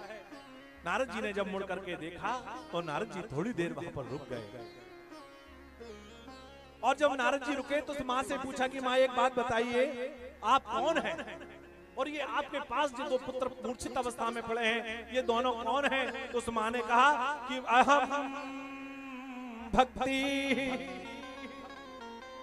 ज्ञान वैराग्य पुत्र जायते, मैं स्वयं भक्ति हूं। तो बोले मां आप तो युवा हैं और आपके ये पुत्र वृद्ध क्यों? तो बोले क्या कहा कि मैं समस्त प्रदेशों में घूमती हुई, गुजरात कांचन आदि नगर में घूमती हुई जब वहां तो मैं वृद्धावस्था को प्राप्त होकर के भक्ति और ज्ञान, ये दोनों मेरे पुत्र जो है जवान थे। और जैसे ही मैं इस ब्रजमंडल में इस यहाँ पर मैं वृंदावन में आई तो मेरे पुत्र ज्ञान और वैराग दोनों इस प्रकार से वृद्धावस्था को प्राप्त हो गए और मैं भक्ति यहाँ करके तरणी हो गई। क्योंकि वृंदावन में भक्ति जो है ना वे युवा है, जवान है। नारद जी ने कहा मैया फिर मैं क्या करूं?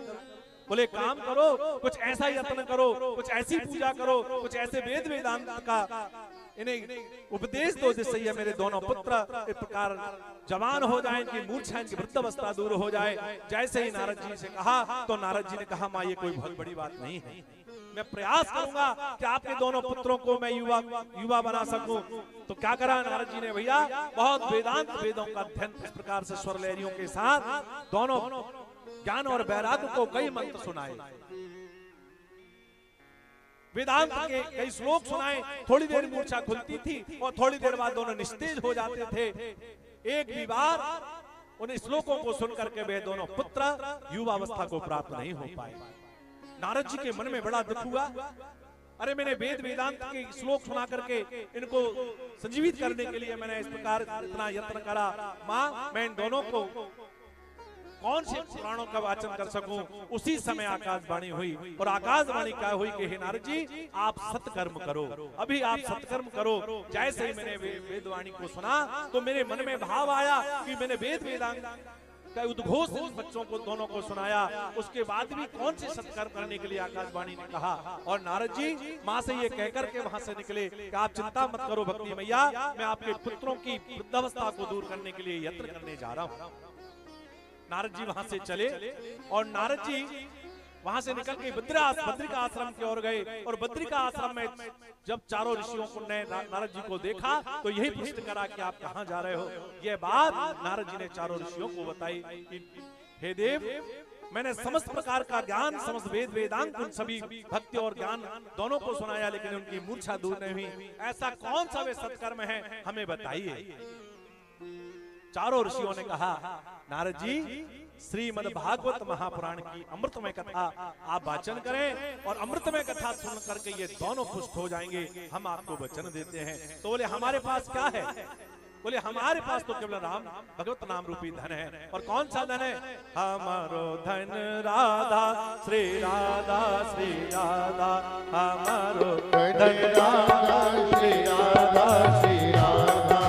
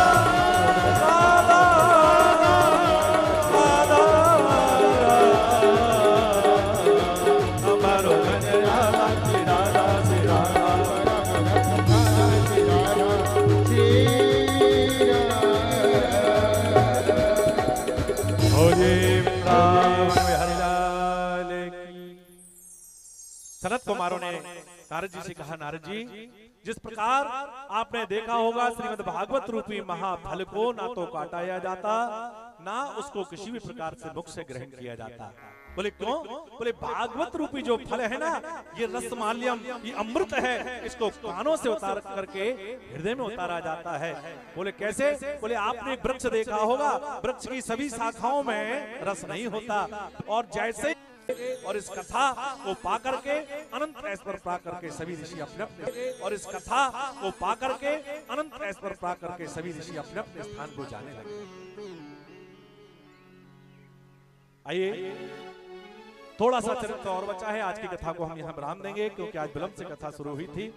केवल यहाँ पर धुंधकारी का चरित्र कथा का महत्व, उसके बाद कथा समापन होगी। समय का विशेष ध्यान रखना है, 6 बज गया, एक सुंदर भजन, उसके बाद हम पावन नींद चुराई बंसी बजा के, चैन चुराया मेरा चैन चला के, लगी आस मेरे मन में, गई थी मैं वृंदावन में, बांसुरी वाला मिल गया और पंख वाला मिल गया, मिल गया और पंख वाला मिल गया, और पंख वाला मिल गया। अकेली गई थी ब्रज में, कोई नहीं था मेरे संग में, अकेली गई थी ब्रज में, कोई नहीं था मेरे मन में, मोर पंख वाला मिल गया, वाला मिल गया, मिल गया और पंख वाला मिल गया, और पंख वाला मिल गया। श्याम प्यारे बंसी वाले हम तुम्हारे हो गए, श्याम प्यारे बंसी वाले हम तुम्हारे हो गए, मोर पंख वाला मिल गया, बांसुरी वाला मिल गया, मिल गया और पंख वाला मिल गया, हाय और पंख वाला मिल गया।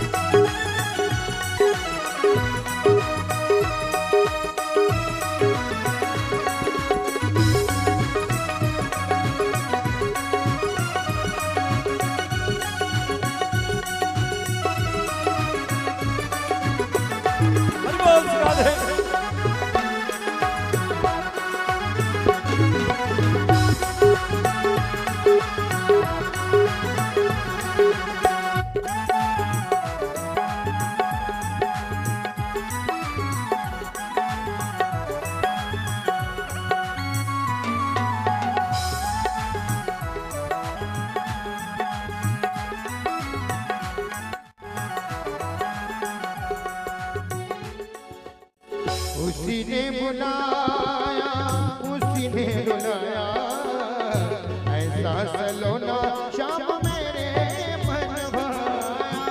उसी ने बुलाया, उसी ने रुलाया, ऐसा सलोना श्याम मेरे मन भाया, ऐसा सलोना श्याम मेरे मन भाया, ऐसा सलोना श्याम मेरा मन भाया, तेरी टांग वाला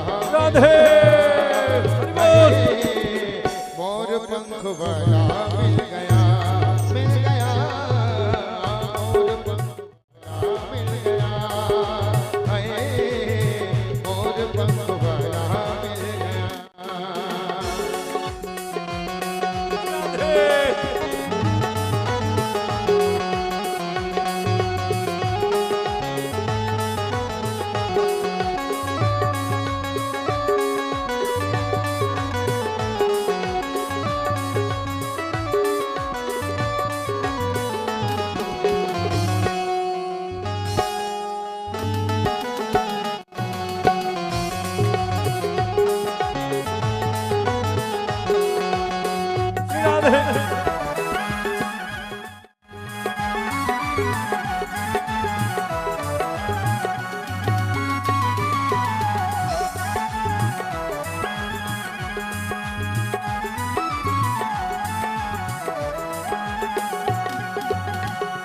ओ बांके बिहारी मेरे हृदय में बसा हूँ, तेरे बिना श्याम सुंदर कहाँ चैन पाऊँ।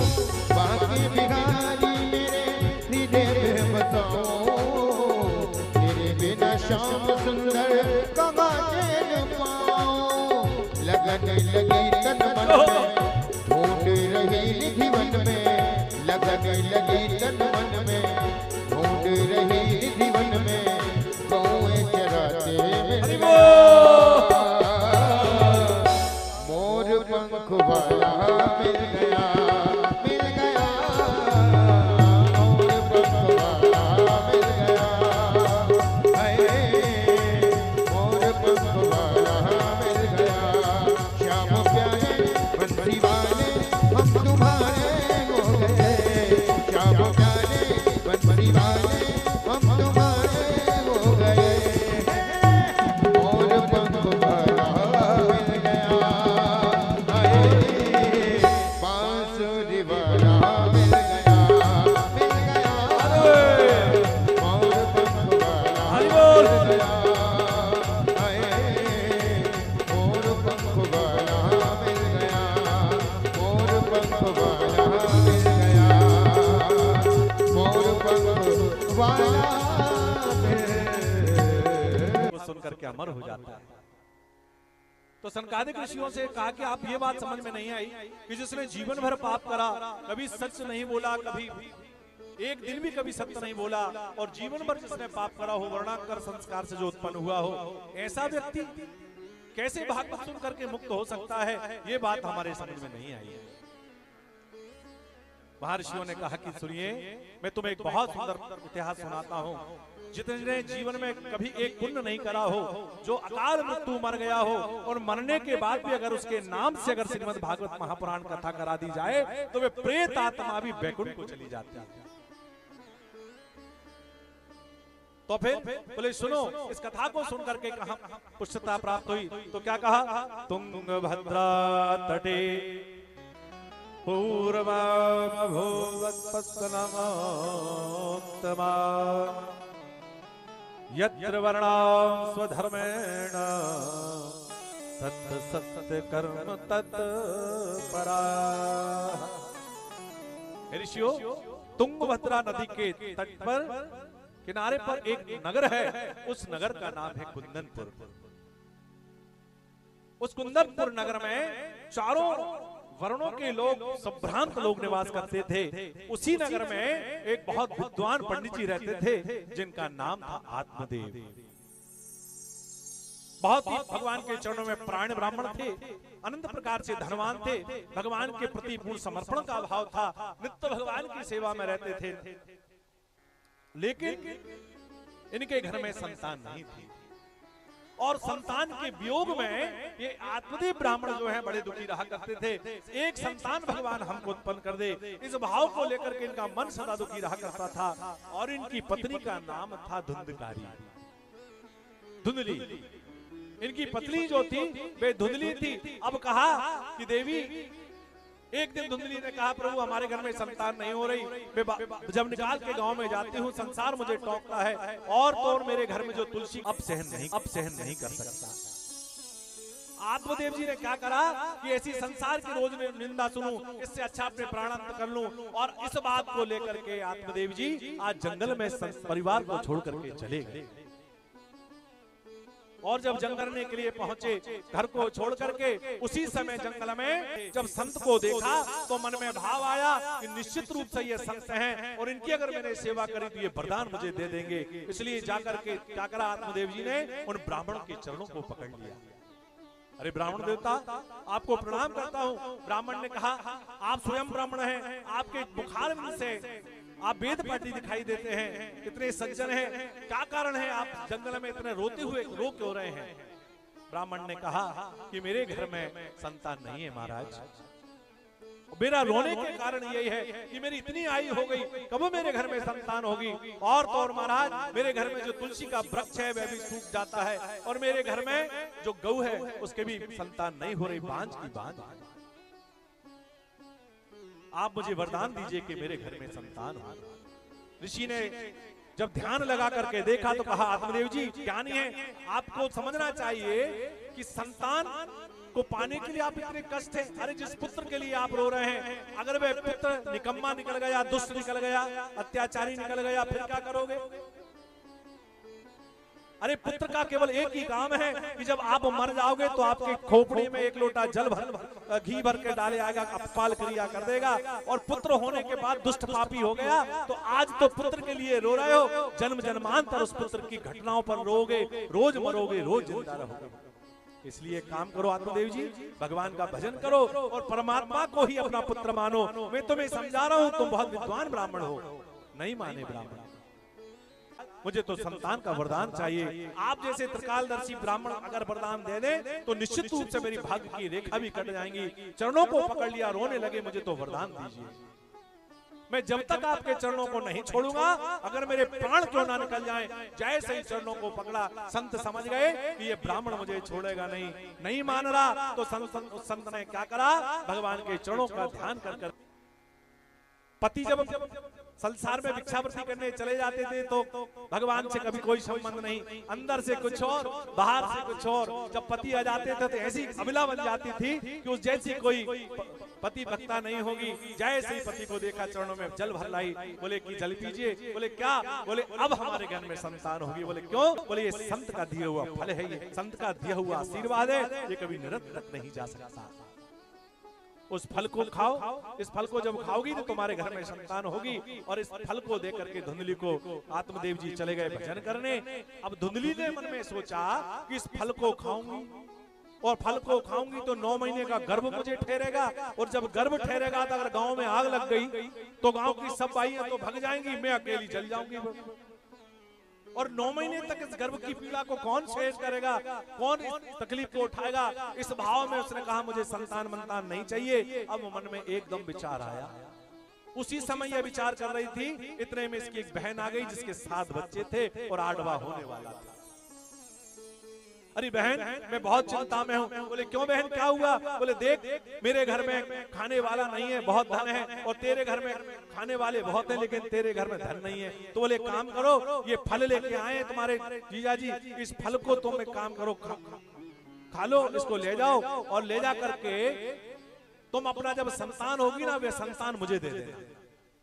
अब कहा कि नहीं बहन, ये फल को नहीं ले सकती, तो एक काम करो। दोनों बहनों ने एक युक्ति अपनाई। वो गऊ जो खड़ी थी ना बांझ, वो एक काम करो, अपन देख भी लेंगे कि संत का फल सच्चा है और सच्चा है कि झूठा। तो वो फल ले जाकर उस गऊ को खिला दिया। और जब गऊ को खिलाया और ये धुंधली यहाँ पर अपने पति से कहने लगी मैंने उस फल को खा लिया, बहन को विदा कर दिया कि तेरा जब 8वां बच्चा होगा चुपचाप से बच्चा मुझे दे देना, उसके बदले में मैं तुझे बहुत सारा धन दे दूंगी, तेरा भी परिवार पलता रहेगा, तेरे बच्चे भी पल जाएंगे। इधर क्या हुआ भैया, धुंधली ने नाटक शुरू करा, कपड़ा बांध लिया पेट में और गर्भावस्था को धारण कर करके अपने पति से कहने लगी मैं गर्भस्थ हो गई हूँ। बहुत प्रसन्न हुए आत्मदेव जी। समय आया और समय क्या आया कि 3 महीने के बाद उस गौ के गर्भ से एक पुत्र उत्पन्न हुआ। और वह पुत्र कैसा था, पूरा शरीर मानव का था लेकिन उसके कान जो थे ना वे गौ के थे, इसलिए ब्राह्मणों ने उसका नाम रखा उस पुत्र का गोकर्ण। बोलिए गोकर्ण भगवान जय। अब ठीक समय आया, 9 महीने के बाद अपनी बहन के यहाँ एक पुत्र हुआ। वे बहन लेकर के उस पुत्र को आई और दे करके चली गई। पंडित जी से जाकर के कहा कि प्रसव पीड़ा हो रही है। प्रसव पीड़ा के बाद कहा जाकर के संदेशा दे दो बहन कि मेरे घर में पुत्र हो गया। और जैसे ही आत्मदेव ब्राह्मण को पता चला कि मेरे घर में मैं पिता बन गया, ब्राह्मण का दिया हुआ फल आज सत्य हो गया, बधाई बजवाने लगे। अनंत दान आत्मदेव जी ने करा, प्रसन्नता के साथ आत्मदेव जी रहने लगे। अब धीरे धीरे वे गोकर्ण जी बढ़ने लगे और जो उसकी बहन का जो पुत्र था वह भी युवा होने लगा। अब क्या हुआ, गोकर्ण जो थे वे तो महाज्ञानी थे क्योंकि भगवान के ऋषि के संत के फल से उत्पन्न हुए थे। और ये जो बालक था ये बहुत आताताई हुआ। ब्राह्मणों को बुला करके नामकरण कराया, ब्राह्मण का ने नाम रखने लगे, आत्मदेव का आत्मराम कहने लगे। लेकिन धुंधकारी ने कहा नहीं, इतने साल 9 महीने तक मैंने गर्भ में आपके पुत्र को रखा, मैंने कष्ट सहन करा और नाम में आपका कैसे रखने दूं? मैं हूं धुंधली, इसका नाम होगा धुंधकारी। नाम हो गया धुंधकारी। अब धुंधकारी जिसका नाम हो बताइए वो कैसे हो सकता है? बहुत पाप करने लगा, जो धन था वे छुड़ा छुड़ा करके ले जाने लगा, पापी हो गया, अत्याचारी हो गया। और कर्ण जी जो थे वो महा विद्वान थे और उस धन को ले जा करके वेश्याओं को देने लगा, जुआ खेलने लगा, शराबी हो गया, शराब पीने लगा, जुआ खेलने लगा, वेश्यालयों में जाने लगा। धीरे धीरे क्या हुआ भैया, आत्मदेव का जो सदम गति से कमा हुआ जो धन था उसको धुंधकारी ने सब वेश्याओं को ले जाकर के देना शुरू कर दिया। आत्मदेव को पता चल गया, बड़े दुखी हुए कि मेरा एक ही पुत्र है, भगवान से बड़ी मुश्किल से प्राप्त हुआ, ये भी राक्षस हो गया।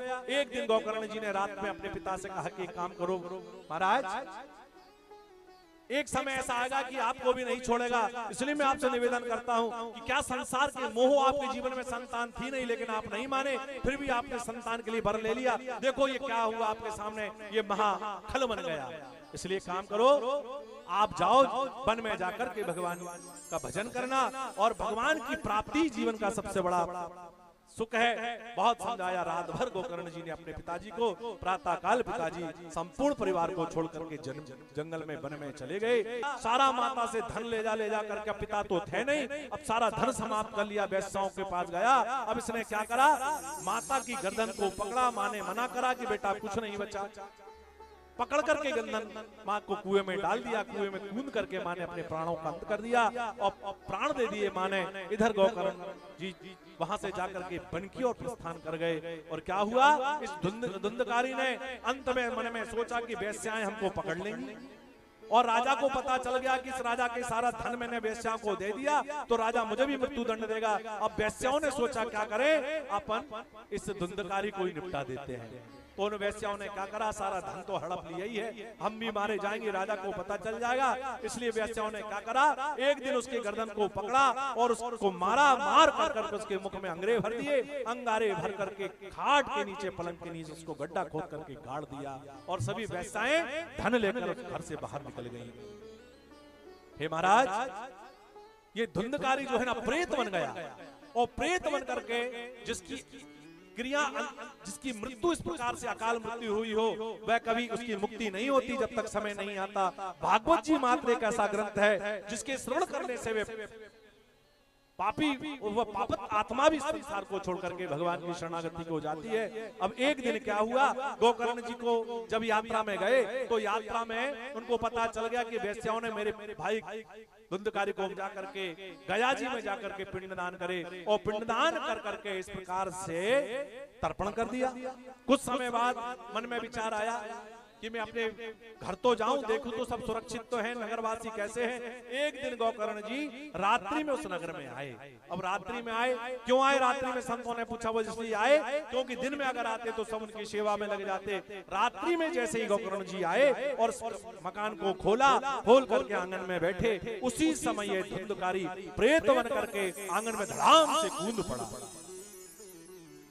बोले कौन, त्वयं भ्राता धुंधकारी आसी। हे भैया, मैं तुम्हारा भ्राता धुंधकारी। बोले तेरे मरने की खबर तो मुझे पता चल गई थी तीर्थ यात्रा में, लेकिन जैसे ही मुझे पता चला वैश्यों ने तुझे मार दिया, काल मृत्यु मरा, तेरे पिंडदान तो मैंने इस प्रकार कर दिए गया जी में और प्रयागराज में, फिर भी तू पेत बन के, भूत बन करके मेरे घर में पड़ा है। हाथ जोड़ करके कहा भैया मेरी मुक्ति नहीं हुई, मेरी मुक्ति कराओ, अगर मेरी मुक्ति नहीं होगी तो मैं प्रेत बन करके रहूंगा। अब गोकर्ण जी ने सोचा मैं इसकी मुक्ति कैसे करूं। प्रातः काल गोकर्ण जी ने क्या करा, सभी ऋषियों के पास गए, बड़े बड़े संत मनीषियों के पास गए। हे महाराज, मेरा भाई मेरे घर में प्रेत बन करके पड़ा है, उसकी मुक्ति का कोई उपाय बता दीजिए। पूरी सृष्टि में किसी मनीषी ने, संत ने उसकी मुक्ति को उपाय नहीं बताया। भगवान सूर्यनारायण के चरणों में जल भर करके एक लोटा जल लिया और भगवान के चरणों में निवेदन करा सूर्यनारायण को। भगवान सूर्यनारायण से कहा कि प्रभु मेरे भाई की मुक्ति का उपाय आप बताइए। भगवान सूर्यनारायण ने कहा, हे गोकर्ण जी, श्रीमद् भागवत सप्ताह कथा आप अपने भाई को श्रवण कराइए, जिसको सुनकर के ये वैकुंठ को प्राप्त होगा। आज गोकर्ण जी ने क्या करा, कहां कथा करूं, सभी को बुला करके गांव में एक सुंदर वृक्ष के नीचे अपना आसन जमाया। आसन जमा करके 7 दिवस कथा प्रारंभ हो गई। अब क्या हुआ, गोकर्ण जी ने आह्वान करा अपने भाई का, तो भाई को बुलाया तो जोरदार हवा का झोंका बन करके वो आता था। प्रेत था, मानव तो था नहीं। एक आसन लगाई और जैसे ही वो प्रेत बनकर आए तो वे आसन जो है हवा में उड़ जाती थी। दूसरे दिन भगवान ने जाकर भगवान से फिर सूर्य नारायण से गोकर्ण जी ने पूछा, प्रभु वे तो प्रेत बन करके आता है, क्या करें? वहां पर सूर्य नारायण ने कहा कि तुम एक काम करो, एक बांस के 7 गांठ का बांस जिसमें उसको आमंत्रित करो और आमंत्रित कर करके उसको प्रेत को वहां पर बुलाओ। जैसे ही गोकर्ण जी ने आमंत्रित करा, आमंत्रित कर करके उस क्योंकि बांस जो है अंदर से फूला होता है, उसमें आकर के वो प्रेत बैठ गया। 7 दिन तक इसने श्रीमद् भागवत की पावन कथा को वहां पर श्रवण करा। 7 दिन की कथा गोकर्ण जी सुना रहे हैं। एक दिन की कथा में एक गांठ फट गई और 7 दिन में पूरे उस ग्रंथियों को जैसे फटी, गंधर्व बनकर के व्यास मंच के सामने खड़ा हो गया। सभी ने पूछा, भैया हमने भी 7 दिन कथा सुनी, लेकिन केवल ये प्रेतात्मा के लिए ही विमान क्यों आया? ये भगवान के पार्षद इसको लेने क्यों आए? हमारे लिए भी विमान आना चाहिए। गोकर्ण जी ने कहा कि भैया एक निष्ठ भाव से इसने उस बांस में बैठ करके मेरी कथा को श्रवण करा है। कथा में जब व्यक्ति आता है ना, तो उसका मन कथा में नहीं लगता।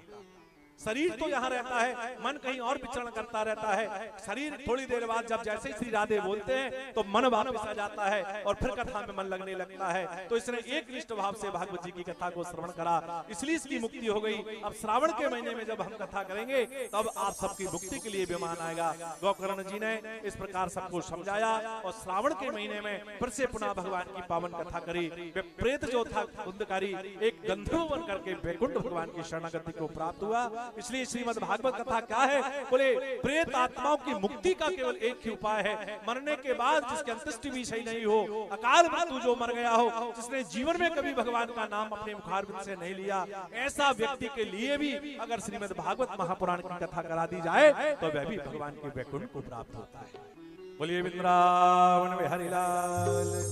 आइए भागवत की सप्ताह में आज समय का विशेष ध्यान रखते हुए, कथा तो आज की बहुत थी लेकिन समय का विशेष ध्यान रखना पड़ रहा है।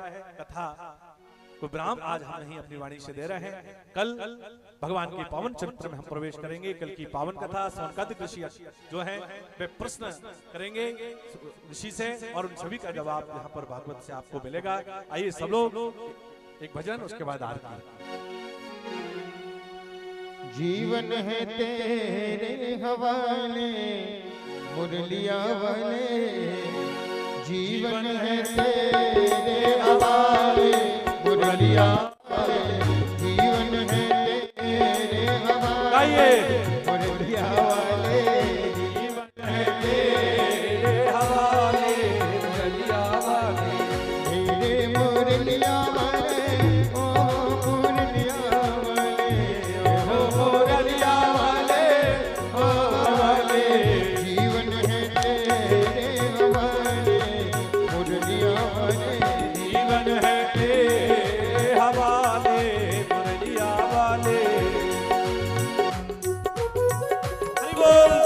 सेवा करते हुए भाव से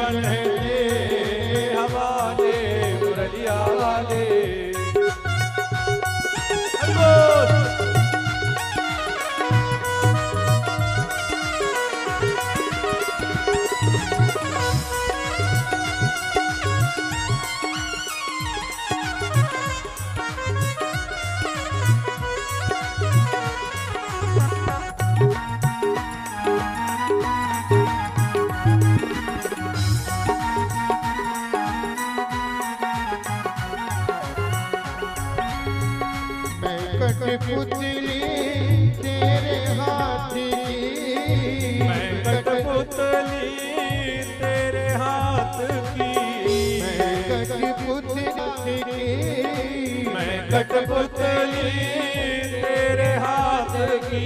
और जैसे तू चाहे नचाले मुरलिया वाले, जैसे चाहे नचाले मुरलिया वाले, जीवन है तेरे हवाले मुरलिया वाले, जीवन है तेरे हवाले मुरलिया वाले, मुरलिया वाले,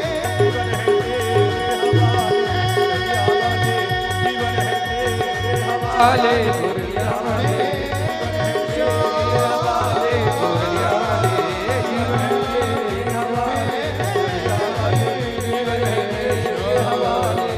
जीवन है तेरे हवाले मुरलिया वाले, बोलिए रावण बिहारी लाल की जय, बालकृष्ण भगवान की जय।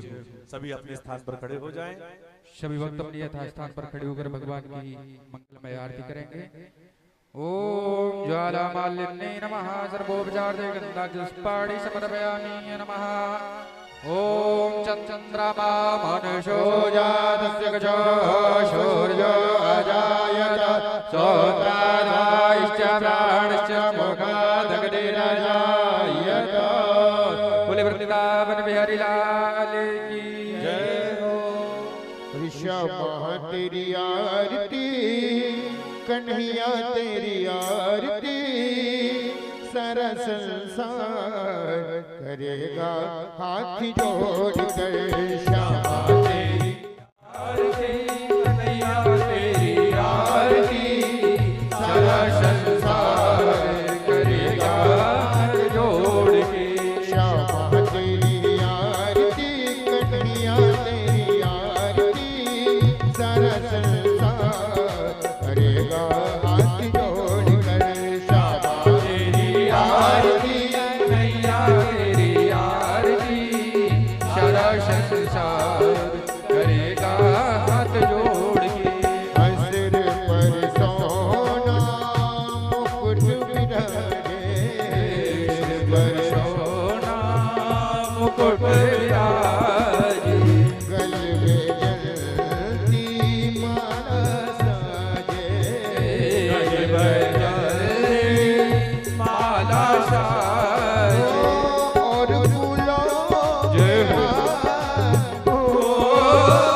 और फूलों के हाथ करेगा हाथ जोड़ के श्यामा तेरी आरती, कन्हैया तेरी आरती, सारा संसार करेगा हाथ जोड़ के। ब्रह्मा जी तेरो जस गावे, ब्रह्मा जी तेरो जस गावे, नारद सारद ध्यान लगावे, नारद शारद ध्यान लगावे, और करे जयकार, और करे जयकार, करेगा करी जो श्यामा तेरी आरती, कन्हैया तेरी आरती, सारा संसार करेगा हाथ जोड़ के। श्यामा तेरी आरती, कन्हैया तेरी आरती, सारा संसार करेगा हाथ जोड़ के। प्रेम से जो कोई आरती गावे, प्रेम से जो कोई आरती गावे, राधा के पद पावे, राधा माधव के पद पावे, बाण सुजस अपार हो, बाण सुजस अपार, ये करेगा हाथ जोड़ के श्यामा तेरी आरती, कन्हैया तेरी आरती, सारा संसार करेगा हाथ जोड़ के श्यामा तेरी आरती, कन्हैया तेरी